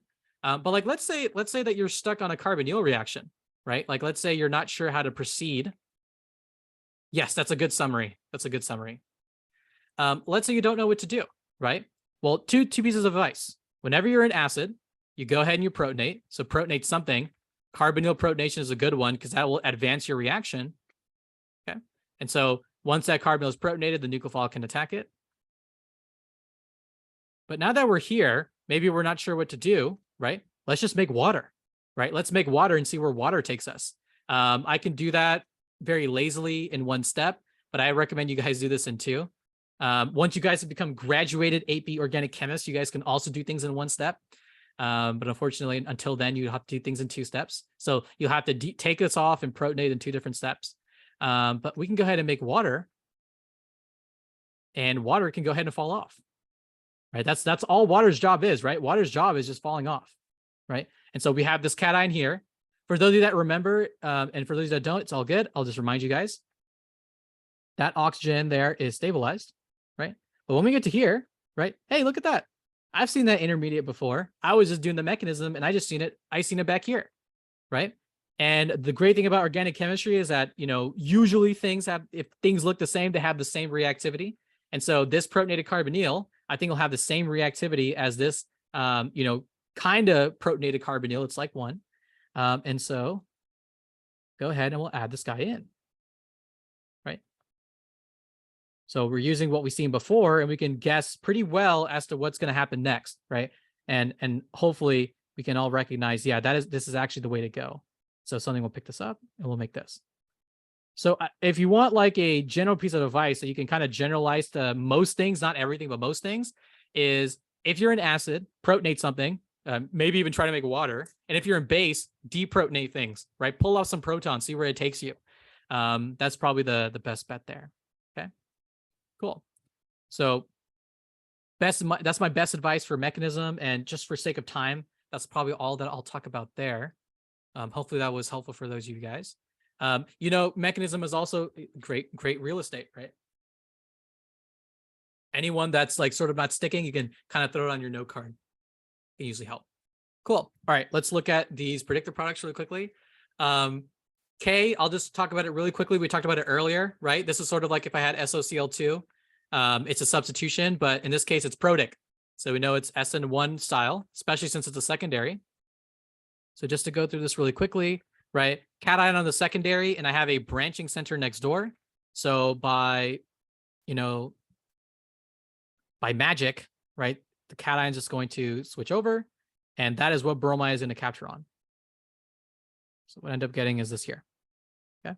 So again, remembering that for secondary alcohols, right, HX is SN1, and then SOCl2, that's like an SN2 type reaction. Cool. Epoxides. I know this was like everyone's kind of bane of existence back when it was first introduced, right? These weird triangles, making everyone's life very hard. 2 general rules of thumb, right? More subside, use acid, right? Less subside, use base. That's how we open them. Okay. And generally, if the epoxide is, let's say, in the plane, so it's all flat bonds, all you want to do is just open the side that the nucleophile is going to attack. So let's say we're in base, like we're just going to open the side that the nucleophile is on. We're not going to touch stereochemistry at all. All of it's going to stay the same, right? Same thing with acid, just on the other side, right? We're just going to keep everything the same. Not going to touch it at all, right? It'll just open like that. So epoxide's in the plane, stereochemistry is not really affected, or at least the way that it's affected. The way that it's affected is in a way that we don't have to understand. It just is, but whatever. Okay. If I have stereochemistry on the epoxide, though, this is where stereochemistry is going to matter, like where things are in the plane, out of the plane, all that stuff. So let's say that I did this in base, so it attacks less subside. We're just going to have the nucleophile add on that side. I know technically stereochemistry, actually, you know what? Let's just add something here. So stereochemistry does matter. Yeah, let's just add something here, like a methyl here or something. But nucleophile will add here, right? The methyl here the methyl here will invert. We'll put that here. Okay, there's an H here if you want to draw it in. But then this guy is just going to stay the same. So O is going to stay the same like that. Methyl stays the same like that. And then that R group, we'll call this R, just so it's chiral, stays the same. Okay. If I do this in acid, same idea, just flipped, right? Now the nucleophile will add on this side. Right, so this is where we experience an inversion, but this will stay the same. Can you explain the inversion one more time? Yeah, Like so where if we it's planar, just add the nucleophile in and break the bonds. So all I did was I added the nucleophile in on whatever side, depending on the condition. Don't worry about stereochemistry, everything will be fine. So I'll just call this R, right? See how, notice how methyl and R stayed the same? No, absolutely no inversion, everything stayed the same. If the epoxide has stereochemistry, though, that's when you have to think about inversion. So where it attacks, it will invert. So the nucleophile attacks less subside, right? The nucleophile ends up as a dash because the epoxide is a wedge, and that makes the methyl here that was a dash into a wedge. Okay. Same thing on the other side, right? Nucleophile adds as a dash because the epoxide is a wedge, and the methyl comes forward as a wedge, and then R stays in the same place. Okay. So if you just need a very quick, very quick way to just predict these, that's how I would do that. Okay. So if I look at this, I see that my first step is an O minus, right? One nice rule of thumb is that usually basic steps will have an acidic step that's second. So because this is acid, that means that my first step looks like it's going to be base. This is going to be a basic opening. So we'll go ahead and we'll open up on that right side there. And again, it's in the plane. So am I touching the stereochemistry at all? Yes, no, maybe so. No, not at all. Great, not at all. So this will stay as a wedge. I'll put the nucleophile here, which is OCH2CH3, OH here, and then wedge dash like that. Super simple. If you want, you can like kind of make this up like a flag a little bit. Doesn't really change anything. Doesn't really matter. You can have it down too at half mast. This looks a little weird though. Maybe just put it up there like that.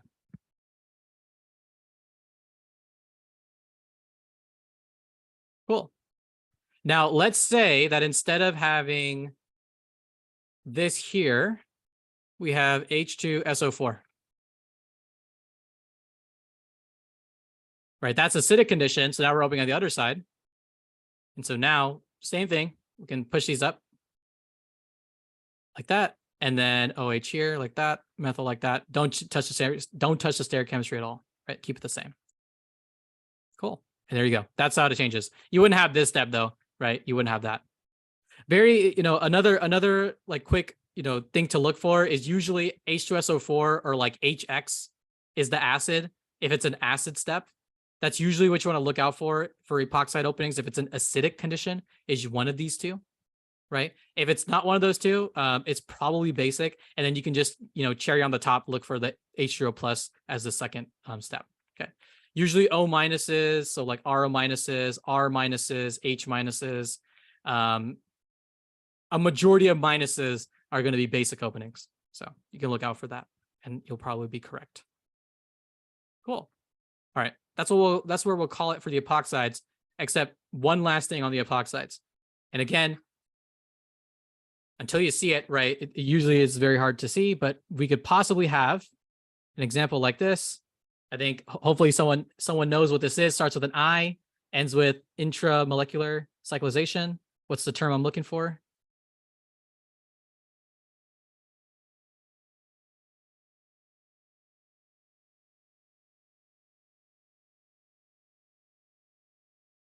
Anyone? Starts with an I. ends with- Intramolecular. Yeah, intramolecular cyclization. Thank you. Yes. So this is just going to be intramolecular. It's acidic. So again, protonate something, and then this can go ahead and attack on that more subside. Right. 1 attacks 2, 3, 4, 5, and 6. So this will make a 6-membered ring with the oxygen in it. And I'll go ahead and number some stuff here. 1, 2, 3, 4, 5, and 6. Right. Carbon 2 that we attacked has the other side of the epoxide on it. So we'll go ahead and add that in. And there you go. That is your epoxide. Okay. So there you go. Cool. All right. Did you guys cover any amino acid reactions? I actually forgot Nope. to ask. Nothing at all, right? Yeah, that makes sense. Because Nothing that matters. yeah, like it was just, I think all you guys did was like qualitative tests, right? Like the Edmond and all that stuff. So I think we can skip I, because I don't think you guys even learned what I is. So that's fine. Cool. All right, carbohydrates. To very quickly summarize carbohydrates, there's sort of like 2 classifications of reactions. The first is the oxidation test for an aldose. Right. Let's say that I do HNO3. It's a pretty strong oxidation. Turn this into alderic acid, I think is the term. So oxidize this guy, primary alcohol, and the aldehyde. Oxidize those. If you do Br2H2O, much milder. Only the aldehyde's accessible in this oxidation. Right. That'll turn this into this. Keep all this the same.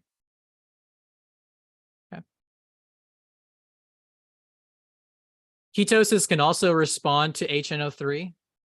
So this is not a good test to use to distinguish between the two.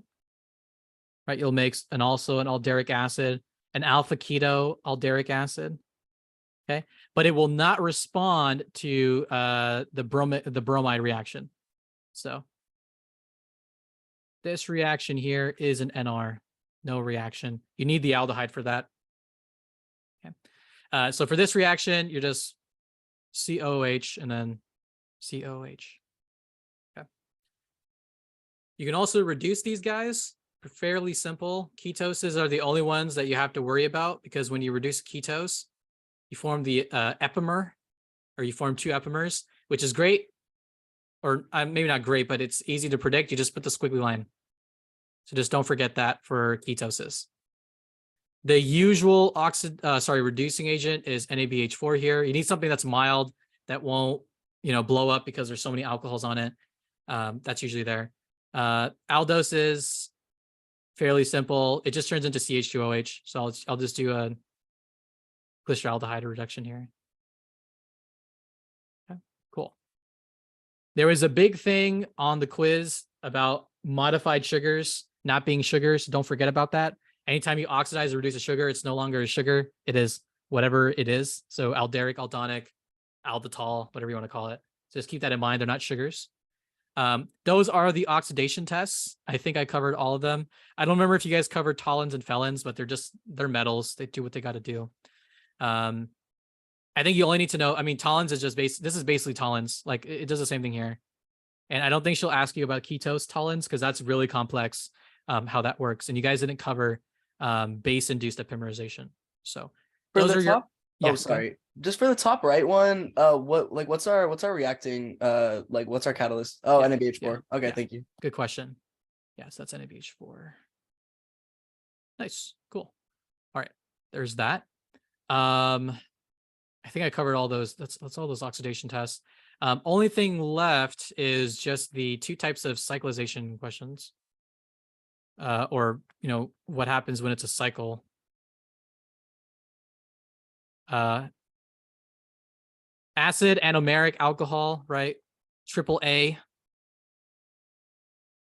Right, if you're an acid, you only want to mess around here, and it scrambles the alpha beta configuration. So there's that. And if it's in base, as is this question here, so you can see how it's usually written. Anomeric configuration is kept sacred. It's kept the same, but everything is methylated. So usually a very good twist on this question, as you can see in the question itself, is you'll do a base methylation on all the alcohols, and then you add an acid, which means that you're only really reacting on the anomeric position. So what you end up making are these ethers on every single position except for the anomeric. I've actually done a reaction like this one, kind of similar. Instead of doing it with methyls, I do it with what you call silyl groups. So we end up making sort of like silyls on here. And it works exactly the same way. So look at that. I'm applying 8B concepts even in lab, which is pretty fun. The next step here, it doesn't change it into an OH. It changes it to an I, but it's done in an acidic condition. So it kind of follows the same principle, which I think is pretty cool. That picture that I sent that looks like a crap pipe, that's actually that's what this reaction is. It's this here. So pretty cool. Chemistry can be pretty fun, very visual, even if it doesn't work, which is what happened with that one. It didn't really work that well. Cool. All right. So that's basically these two. Just be careful with the methyls and the oxygen and stuff. Make sure it's very obvious. I cannot tell you how many times I've had someone get docked points for random reasons because the TA thought something looked equatorial when it was axial and vice versa. So just be very diligent, make sure everything looks as axial and equatorial as possible, and just follow the rules, right? If it has to scramble an acid, it will scramble. And if it shouldn't, it shouldn't, right? So, or if it's in base, it shouldn't. So cool. All right. Sorry, which one? L? Yeah. I think you guys covered it, right? Like a complete methylation. If not, it's okay. Now you know what it looks like. Again, acid is only anomeric. Lucky that those are the same letter. Right, so acid, anomeric, right? Lucky for us. Cool. Okay. Wait, so the scramble goes in the NaOH after the NaOH reacts? Yeah, because NaOH is base, so should there be any scrambling there? And then, sorry, the scramble, and then it's the OCH3 after the HCl. So in base, should we see any scrambling? No. No, right? So that's why in base, it's basically this problem here. That's why in base, everything stays the same, no squigglies, but it's when we react in acid that which position reacts and what happens to the stereochemistry. I'm not sure. Wait, stays the same? So which position on here reacted from here? So if you kind of overlay these, you can do that thing where you kind of cross your eyes and you overlay them and you look for like the difference. Which The position squiggly. changed? Yeah, the squiggly, right? So the anomeric position is the only thing that reacted. And it's a squiggly. So what happened to stereochemistry? It changed. It's changed. So squiggle equals scramble. Okay, nice. Good job. Cool. So that should be the sugar stuff. Okay, nice. So that's all the problems. That's great. That's great. I imagine predictive products is probably where you guys will spend the most time. That's, I mean, a great place to spend your time. Make sure you get all this right. It's like, what is this? It's like, wait, is all of this? Oh, wow. That's like 50 points right there, isn't it? That's crazy. Like a quarter of your exam, just right there. So if you guys want to optimize, right, it's a great place to optimize 50 points, right? Okay, cool. I know I skipped C because I don't think you guys actually talked about C, but we can just quickly go over these. General rule of thumb with acylation reactions, acyl derivative reactions is usually you're just replacing the nucleophile with the X group. So these just replace each other. This is especially the case if it is like if X is equal to chlorine, but OR and NR2 also as well. As you go down the reactivity ladder, the breadth of reaction you could do it completely changes, right? It completely becomes smaller. Chlorine can become everything, right? It can become esters and it can become amides. It can also become acids too, right? So there's another arrow for acids. Esters can only really become amides or other esters, right? And technically, amides shouldn't be able to turn into anything, but apparently she told you guys that they can also become other esters, which is not very practical. The conditions required for that would like completely demolish the rest of your molecule. So no one's actually really doing that, but I guess for the sake of learning it, you are. But yeah, so I know that she does, she might do an NR question, but if you see a chlorine, don't hesitate. Again, that will become everything. So that will become esters and that will become amides without a doubt. No stress on that at all, right? And then again, obviously you can hydrolyze to the carboxylic acid, which is the parent. Esters can only really become, again, oh, why did I do that?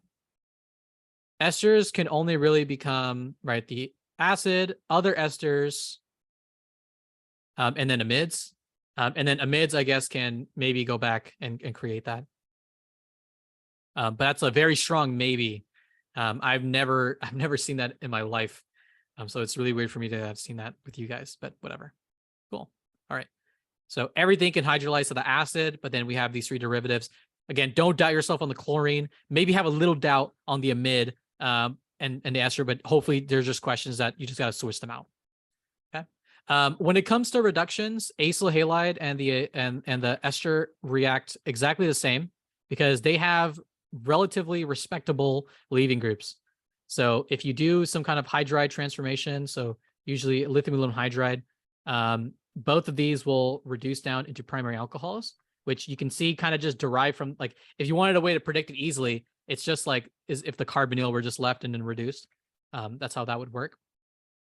Amides, though, have the worst leaving group on the planet, so much so that they, instead of leaving them on their own, they force the oxygen on the carbonyl to leave.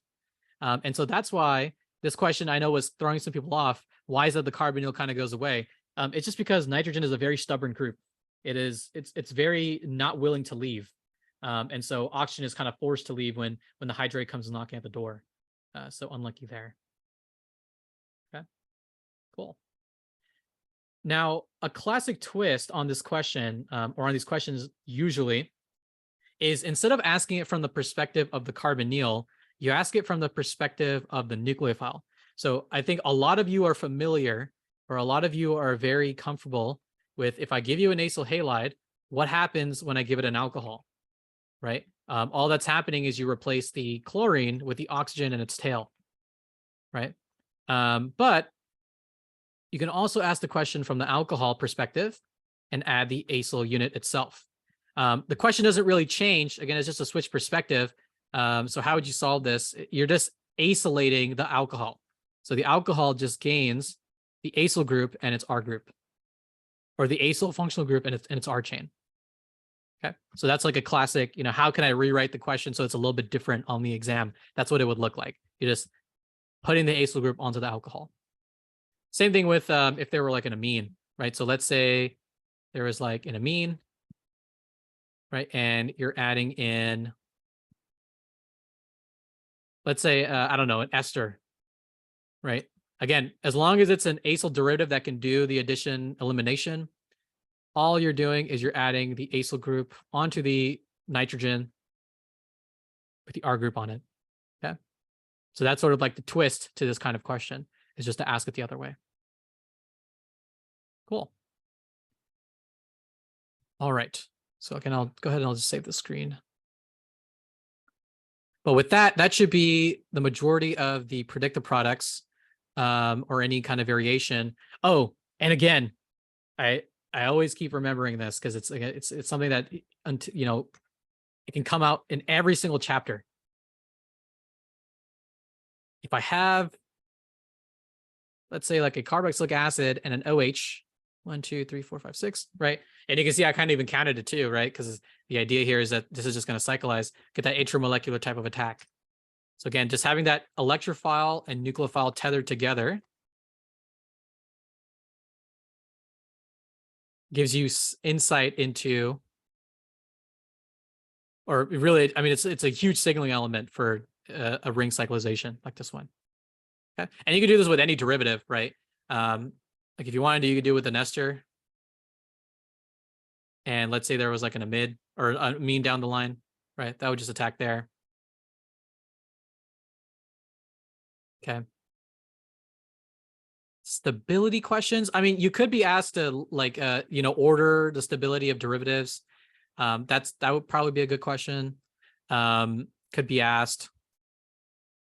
I don't know what other stability thing there really was other than the derivatives. But again, stability would just be the opposite of reactivity, right? So this is the most stable. This is the least. Okay. Oh, there actually is one. Okay, so let's actually go look at that. Or let's see if you have. It's 9 o'clock now. So just for the, you know, just for everyone's, you know, mental health and sanity, I think the most I'll go is up till 10. Because after about 2.5 hours is when most people check out. And you're really not even learning. So I don't want to really keep you guys here any longer. I want you guys to have the rest of your night too. So we'll go for another hour, and then we'll call it there. Cool. All right. So, oh, I see. So there's this question here. So stability. Okay. So how can we answer these questions? A lot of this is going to rely on chemical intuition and just like some quick principles. Some of these you can even just think about intuitively what might be better or worse. A lot of this is going to rely on niche material. I guess part of this is also vocab preparation too, if you have a lot of vocab on your card. But if we want, I mean, some quick ones we can just get out of the way, right? Maybe some that you might remember. You guys might remember from the, you know, just recently we talked about amino acids, right? Amino acids are Zwitter ions. So I don't know if this is really a stability question, but it's more of like, what's the reality of it? But Zwitter ions, right? Amino acids are always charged in some way. They can't be zero neutral. So it's never a case that this is the case, right? This is what an amino acid looks like. And I guess I don't really know what you would put here. I don't know if Zwitter ion is enough to say that, but I guess you could say, I don't know, acid base. That's what I would put, because that's why this works, is because carboxylic acid, amine base, they're going to neutralize each other. So it's always going to look like that. If you ever see a carbonyl type stability, right, where there's some kind of charges floating around, like you see these minuses and positives, and you know, it looks like these are like enol forms. Usually resonance is what you want to look at here, right? For these two, like these are resonance based.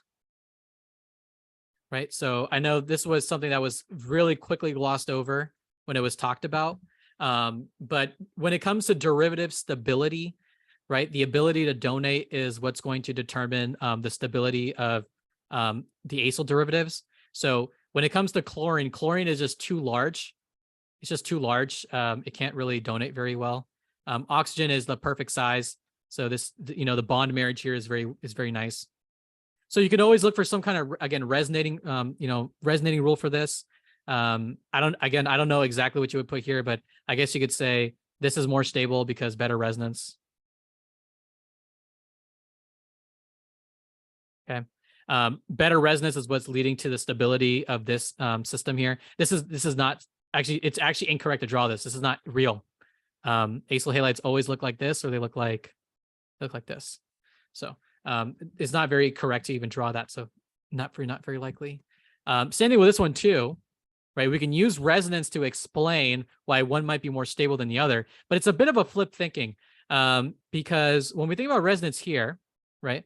Oxygen sends electrons into the system by resonance, and CH3 sends electrons into the system inductively. Okay.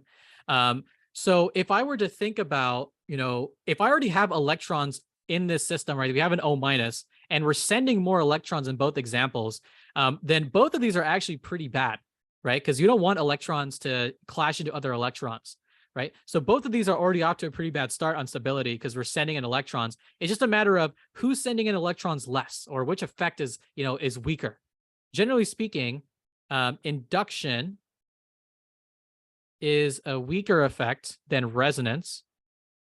Okay. So again, in kind of a backwards type of thinking, because the ester donates by resonance, it's pushing electrons into that O minus. That's actually worse than if you were inductively sending them in, right? Inductive is like kind of like a, like a slight nudge. It's not too crazy. This is like a shove down the stairs, right? The resonance and the oxygen. So this is what's going to be more stable. And for kind of a funny thing, it's because it's a worse donator, I guess is a way you can write that. That's probably how I would write it. Okay, someone just wrote something. Can we think about it in terms of activators and deactivators? Yeah, actually, you know what? I'm happy you mentioned that, because that's a way you can clump multiple kinds of things all together. So I love that. So someone said we can think of this as activators or like donors and withdrawers, stuff like that, where if we have, some kind of minus system, right, an EWG withdrawing group is going to be very, very good for stability because that's pulling on the minus, making it more stable, right? Whereas an EDG is going to donate into the system, make it very, very bad, right? You don't want electrons to clash into each other. And then again, if EDG is bad, the best EDG is going to be the worst one, and the worst EDG is going to be the best one, right? Again, in that kind of like flip thinking. So I'm happy you said that. It's a great way to kind of mash together a bunch of stability concepts into one, so you're not memorizing different things. Kind of understanding one concept that is kind of like the umbrella for a lot of these, which means that you can also talk about this for benzenes too, right? Like I guess I don't see an example of this on here, but maybe we can talk about the stability of benzenes. Like let's say we have an OCH3 here, and there is an ortho addition versus like a meta addition,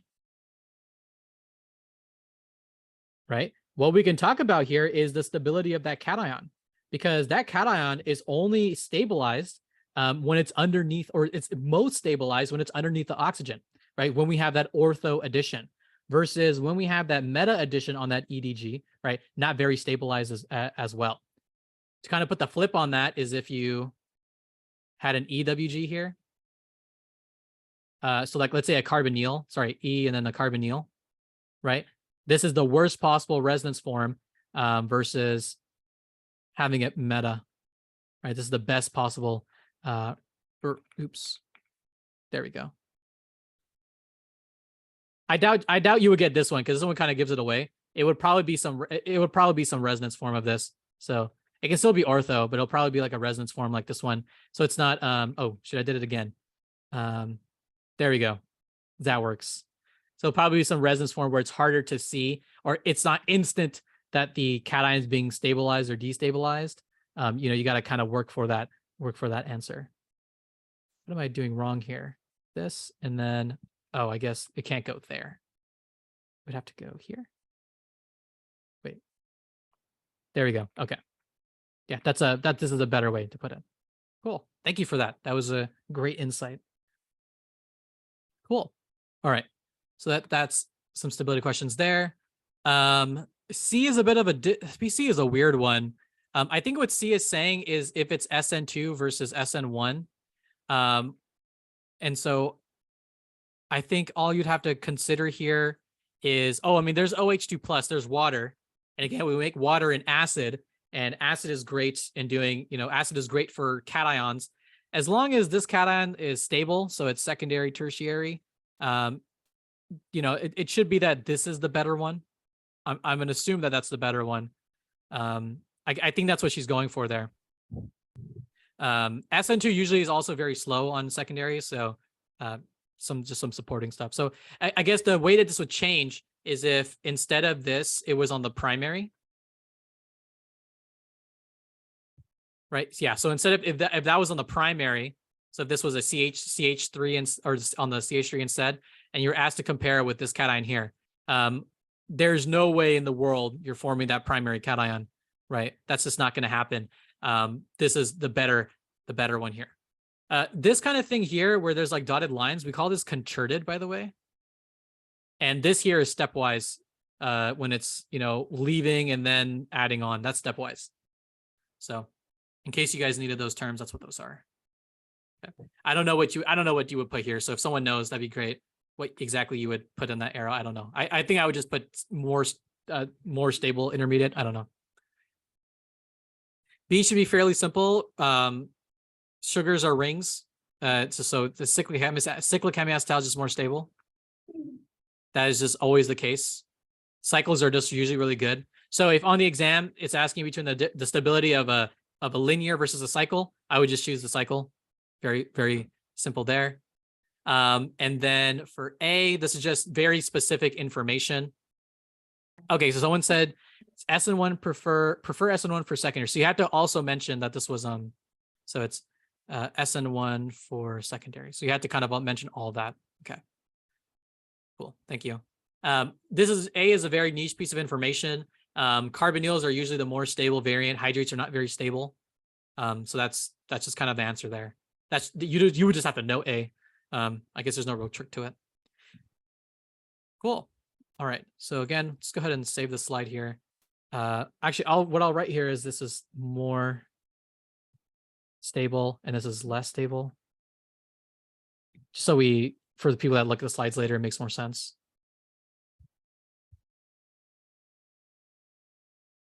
Cool. All right.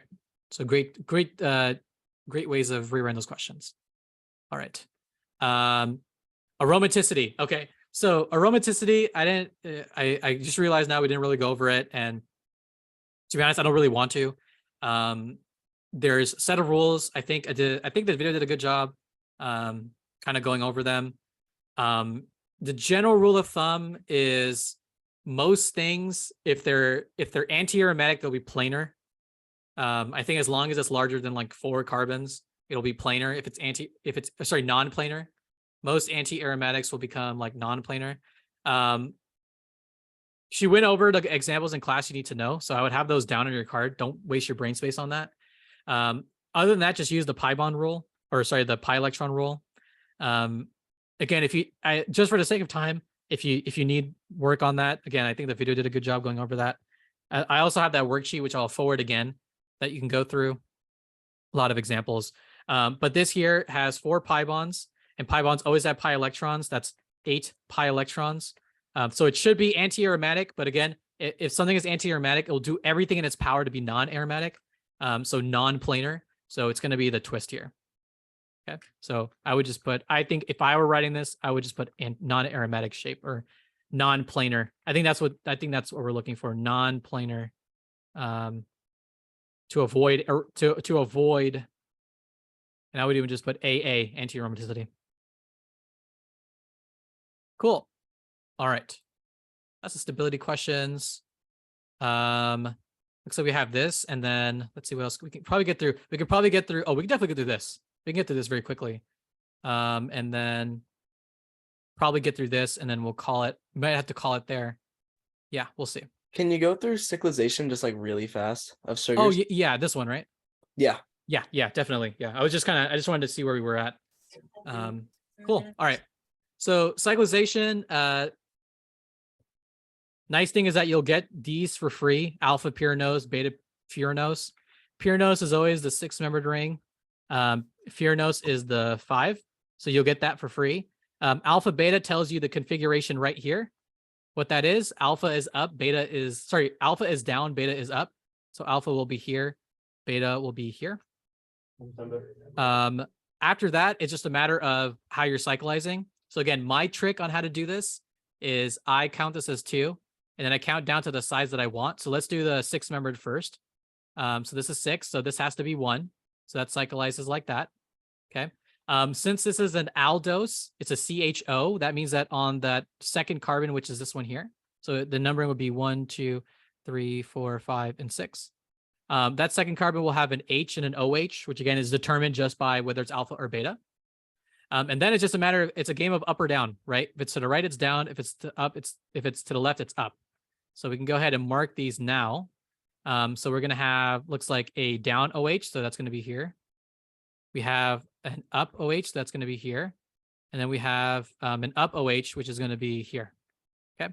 Now you might be tempted on 6 to go ahead and add a down OH. But again, that's the OH that's cyclized. So we don't want to draw that OH in. What we want to do is draw everything below it. So everything below it is CH2OH. So we'll go ahead and add that in. And again, if this OH was supposed to be down, then the CH2OH must have been up. So we can go ahead and add that in there like that. Okay. And that's how you can cyclize. Okay. On the second carbon, are you talking about this one here? Yeah. So for that one, it's based on alpha or beta. If it's alpha, it's down. If it's beta, it's up. That's it. That's all you got to know. Okay. No, nothing on the attack will tell you. It's only the name can tell you what is on that carbon. That's it. Because if you look at the counting, right, carbon 2 comes from the aldehyde. It comes from the carbonyl. I guess my question is like, how did you know to put an H? Oh, how to put this H here? Yeah. Yeah, because it's an aldose. It's CHO. Okay. Let's say that it were CH2OH, so it's a What? ketose. What happened to the O? It became this here. Oh, I thought Yeah. that was the OH, where you have the number 6 next to? That's 1, huh? Yeah, Right. that's 1. So that's who's cyclizing. Yeah, that's who's cyclizing. Yeah. Cool. Good questions. So if it were a ketose instead, and I can just quickly cyclize this one, it'll just make it a completely D sugar, or just, all right facing. So let's say this is 2, 3, 4, 5, and we'll cyclize on 5 here, right? Again, let's just I'll make it the beta like it was on this one, but 1, 2, 3, 4, and 5, right? Looks like we're down, down, and down. So down, down, and then again, don't just instinctively do this. That OH is the one that's cyclizing. We want everything below it. The CH2OH. If the OH is supposed to be down, this is supposed to be up. It'll be up here. Okay. And since it's a ketose, we'll have a CH2OH right here. Okay. So very quick and easy tells for ketose and aldose. Cool. All right. So that's that. We can quickly do the aldose, or the furanose. So 2, 3, 4, 5. So this is 1. So we'll do that there. Again, everything's pretty much set up, just up, down, up, and then down. Although we can ignore that one for a second. This is down, so we'll put it down here. This is up, so we'll put it up here. And then again, don't just put something up because you see the OH there. That's cyclizing. So everything below it, this group here, is what's going to come out. Right? That's going to come out of this carbon like this. What? Okay. Now, this is a D sugar. So that OH there is a chiral center. It's an R center since it's on the right. So we just want to make this R. Very quick, easy trick on this. Just make it a wedge. This is 1, this is 2, this is 3, right? That gives me a clockwise line, so it works. Let's say that it didn't work, though. Let's say that it didn't give me what I wanted. All you have to do is switch it, and it will work. So just switch it to dash. So just do wedge first. If it works, stick with it. If it doesn't, just switch it, and call it a day on that. Cool.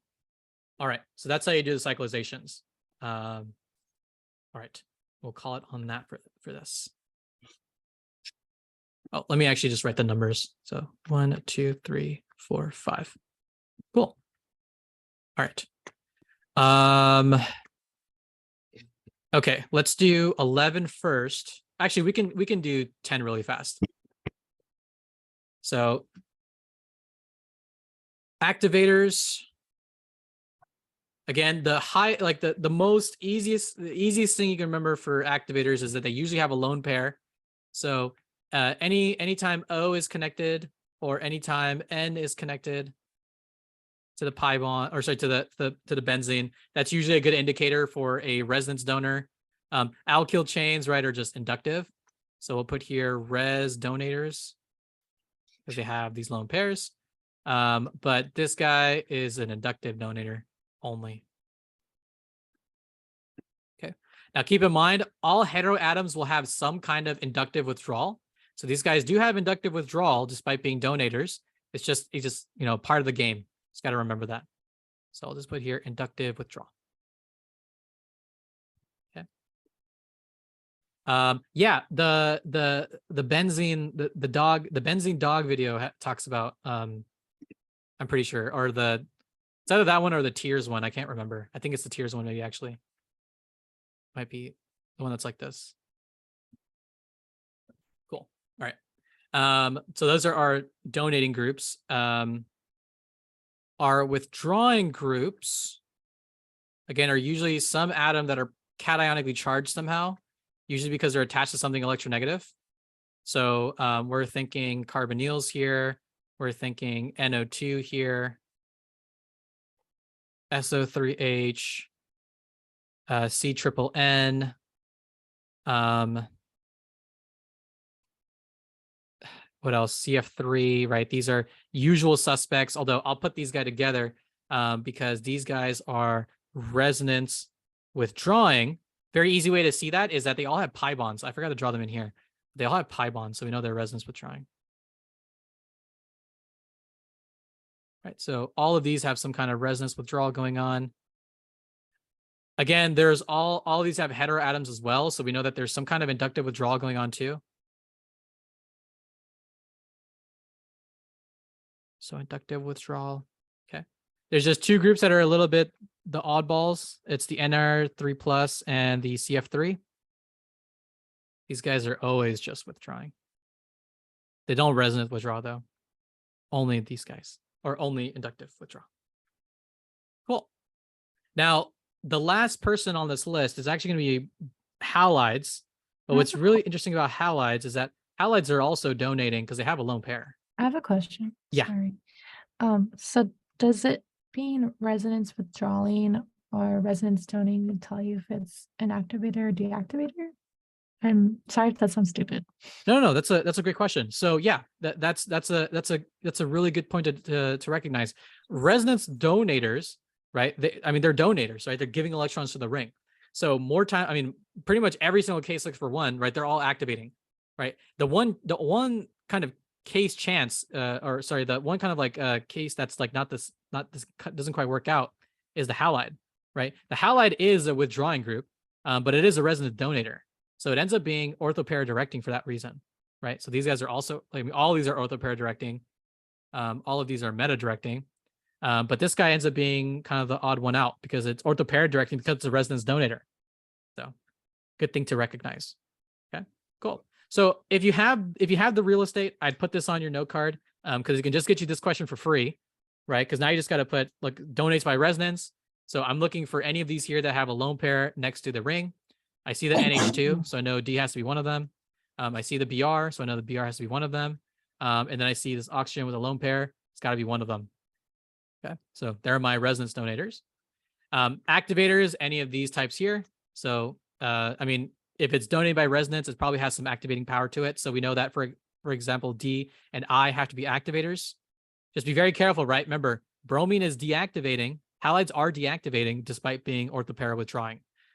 So we're looking for an activator that is just not, we're looking for an activator that's not a halide, or that's not a halide. So that would just be the alkyl chain here. So, wow, what a subliminal message on this question, right? For C, which one does not withdraw electrons by induction? That would be any alkyl, that would be any alkyl chain. So that would be E for sure. This one's a bit of a trick one. So what makes this tricky is E is alkyl, and so is G. But G has this electronegative atom, which again, if we kind of look at our little like quick trick for like deactivating groups, it's usually some atom that has an electronegative atom connected to it. So we can see that carbon here with the oxygen, this would not be the strongest deactivator, but it's definitely more of a deactivator than an activator. So G can't work here.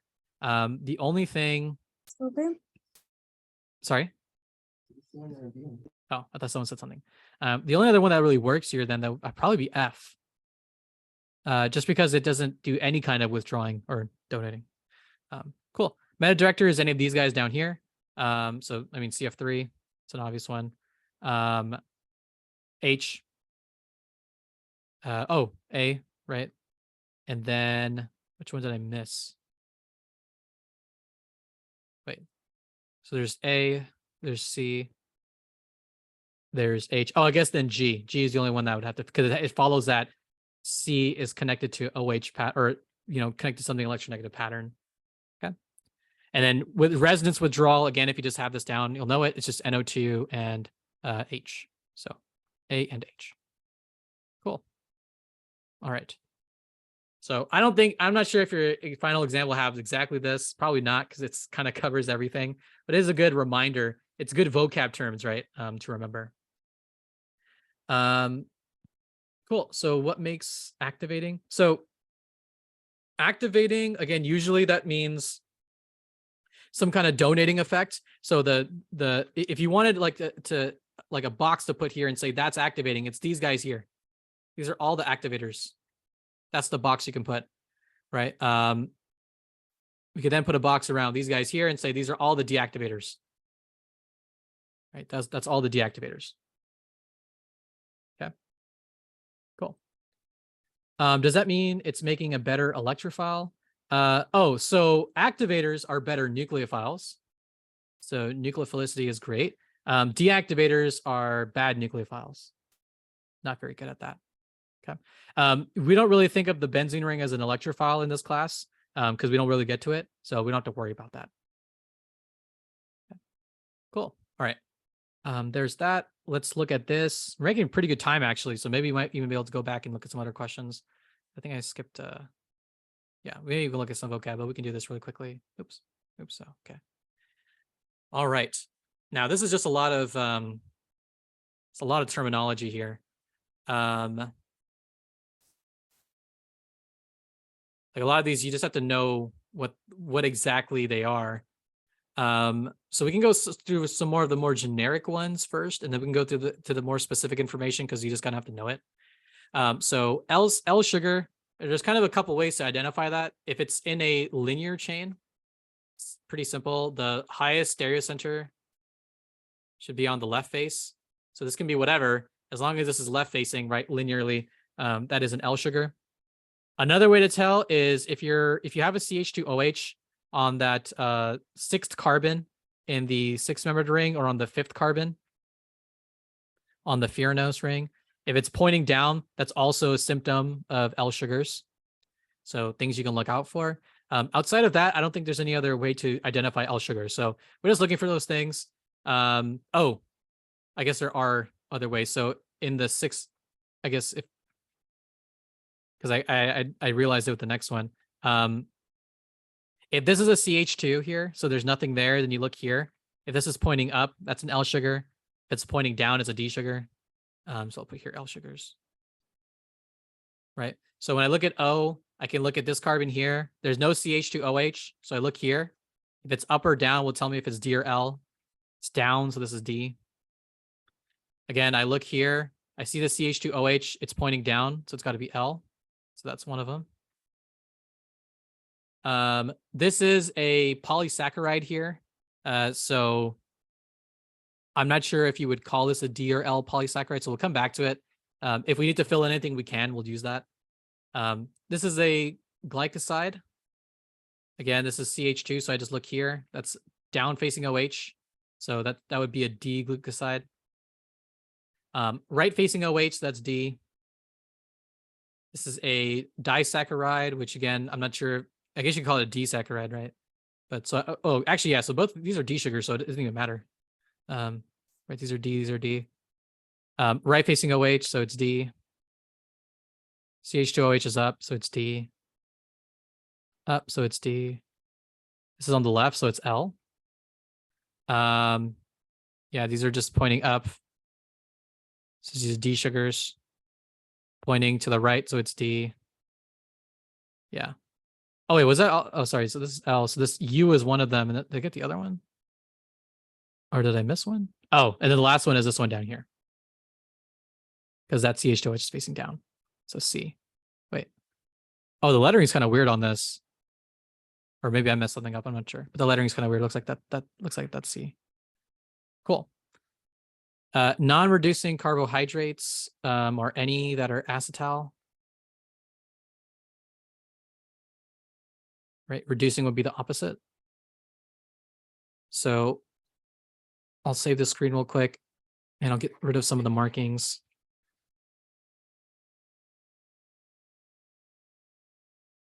We're just looking at all the acetal carbons. So any carbon where there are, two O's originating from. So usually this carbon here, right?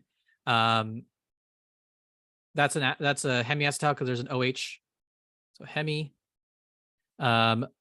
OH. So hemi. If I look at this one, this is acetal, right? And if I look at this one, it's also acetal. So possibly L. I'm not sure if the polysaccharides count on this one, so we'll come back to this.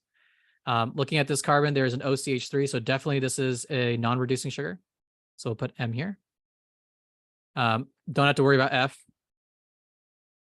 W does have a acetal, but it also has a hemiacetal. So because of that, it's going to be reducing. Don't have to worry about that.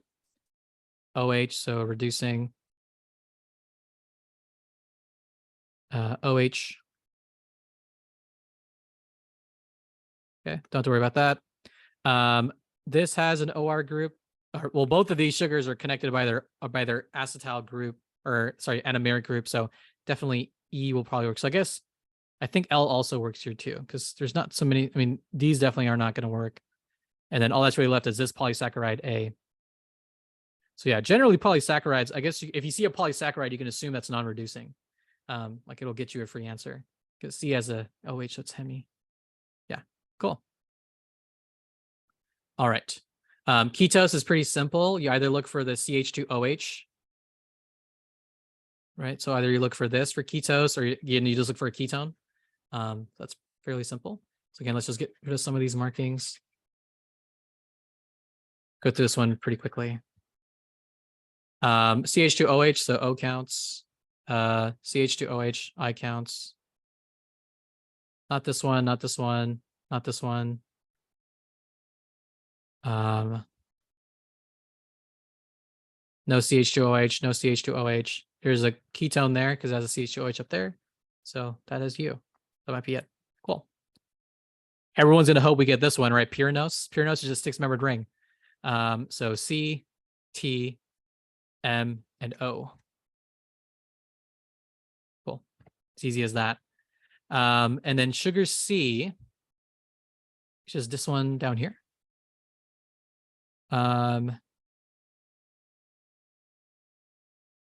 Did it mean? I'm not sure if it meant for this one to be C. But alpha beta again just determines is based on this. If it's up like that, it's beta. If it's down like that, it's alpha. But this would be beta, and it's a monosaccharide.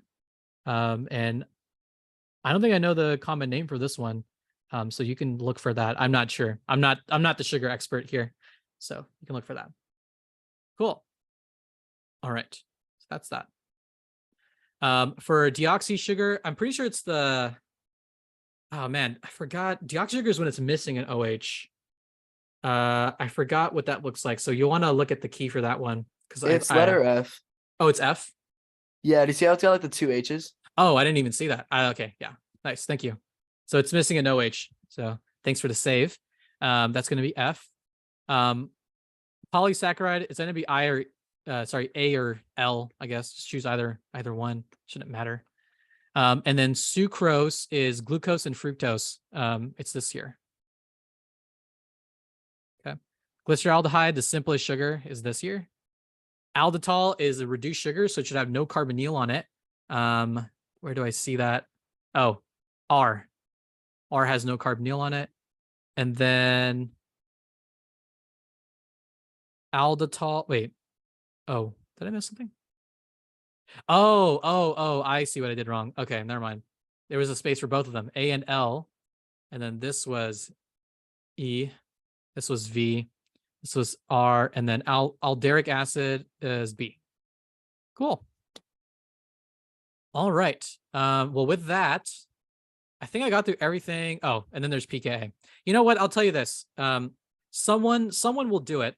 There is always someone who does it. And if not, then be that person. There's someone that will go and compile all the pKas and probably put them on a sheet. Or maybe actually, I think Rice has probably already done that. Rice probably has all of them on the study doc that they sent. So I would just say, go there, write down every single pKa that you see.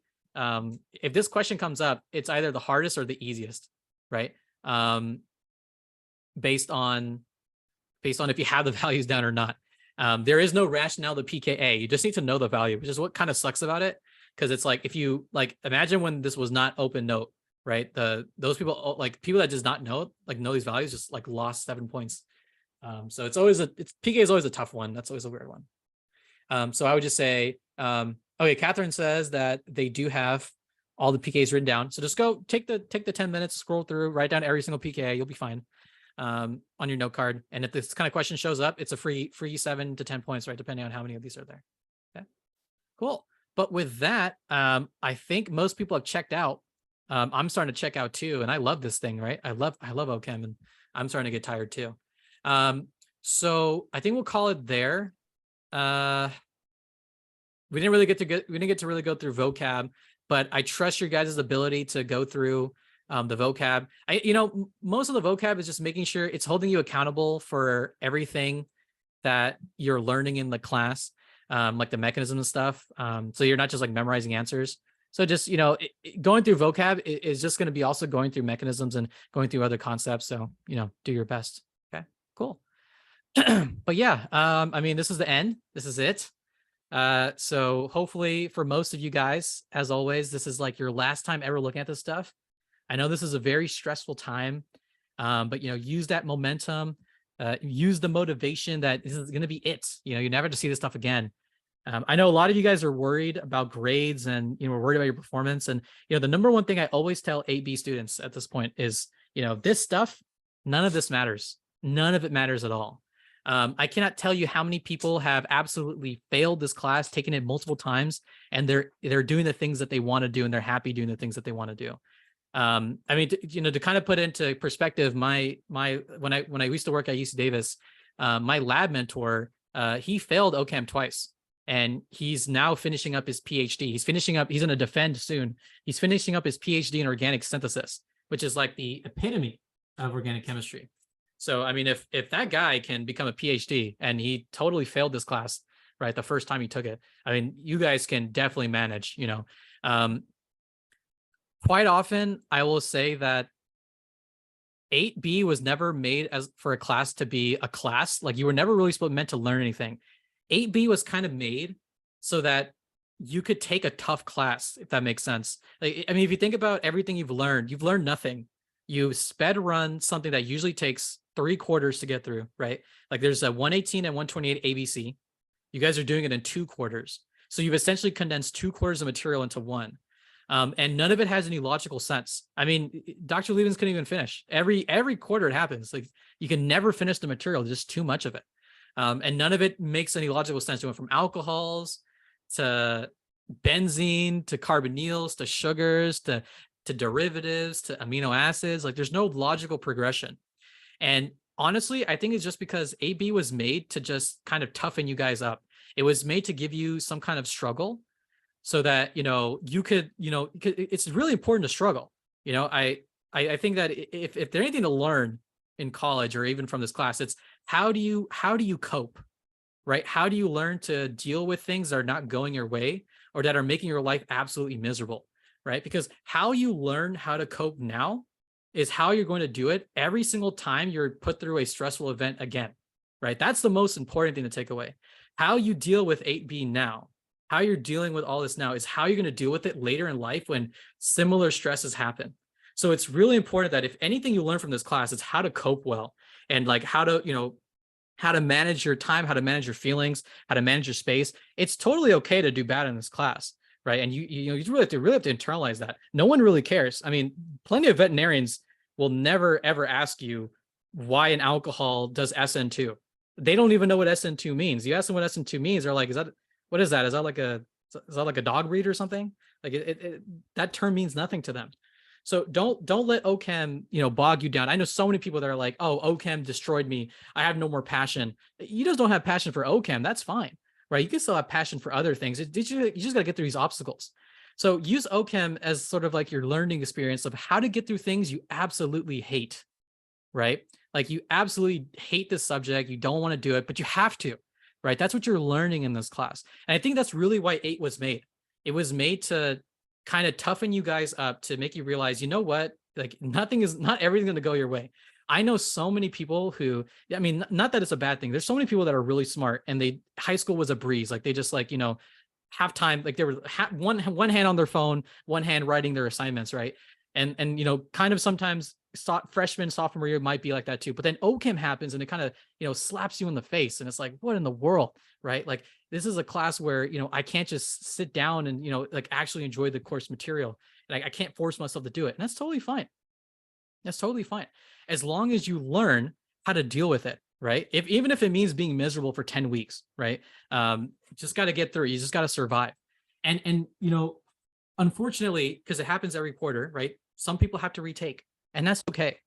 Because the one nice thing about retaking is that you've now gone through the material once. That's usually the biggest issue why people have to retake, why it's hard, is because it was a lot of material, it was very difficult, and they just needed more time, right? They just needed some extra time to do this. Anji?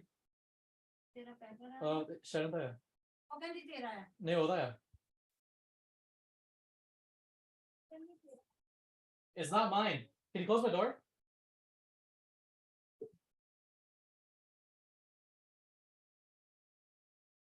Ugh.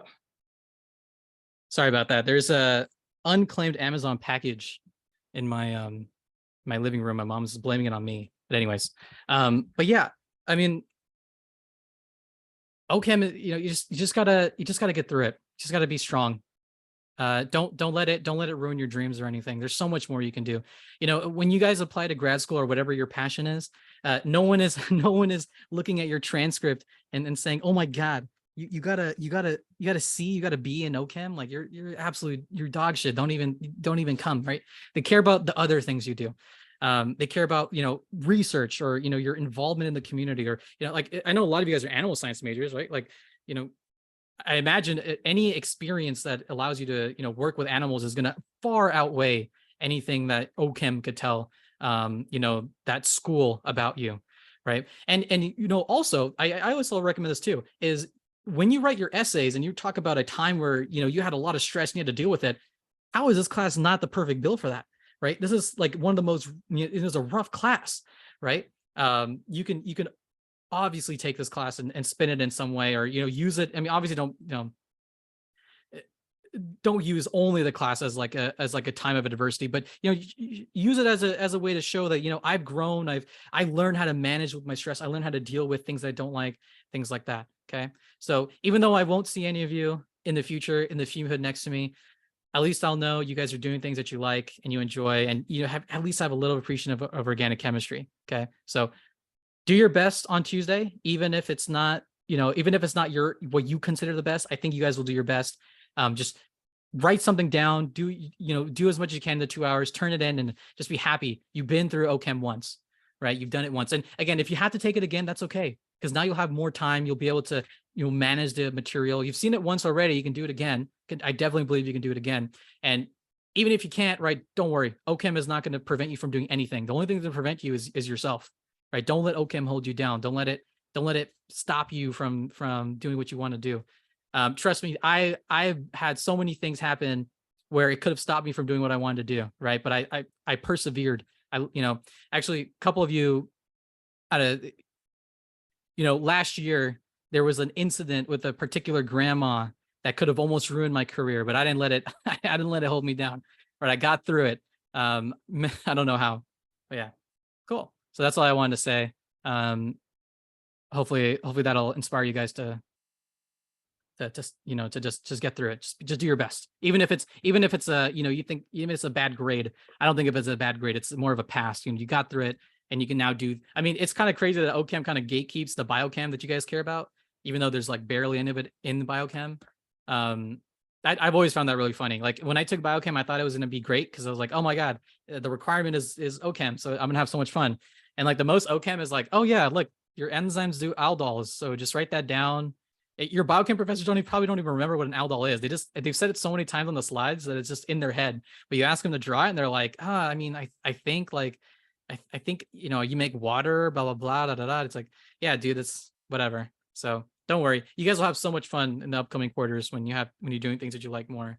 I know ABI is like, if you're really into like, because I know a lot of you guys are animal science, ABI is a fun class. Cool. All right. So with that, I'll leave you guys. I don't want to hold you guys here any longer. But I did promise one thing. I told you guys that at the end of this, I would tell you my favorite moment of the quarter. And so my favorite moment of the quarter was when, so early in the quarter, before I quit, I used to come to campus a lot because I was still working in lab, you know, making things. And then there was one, I think it was like week 2.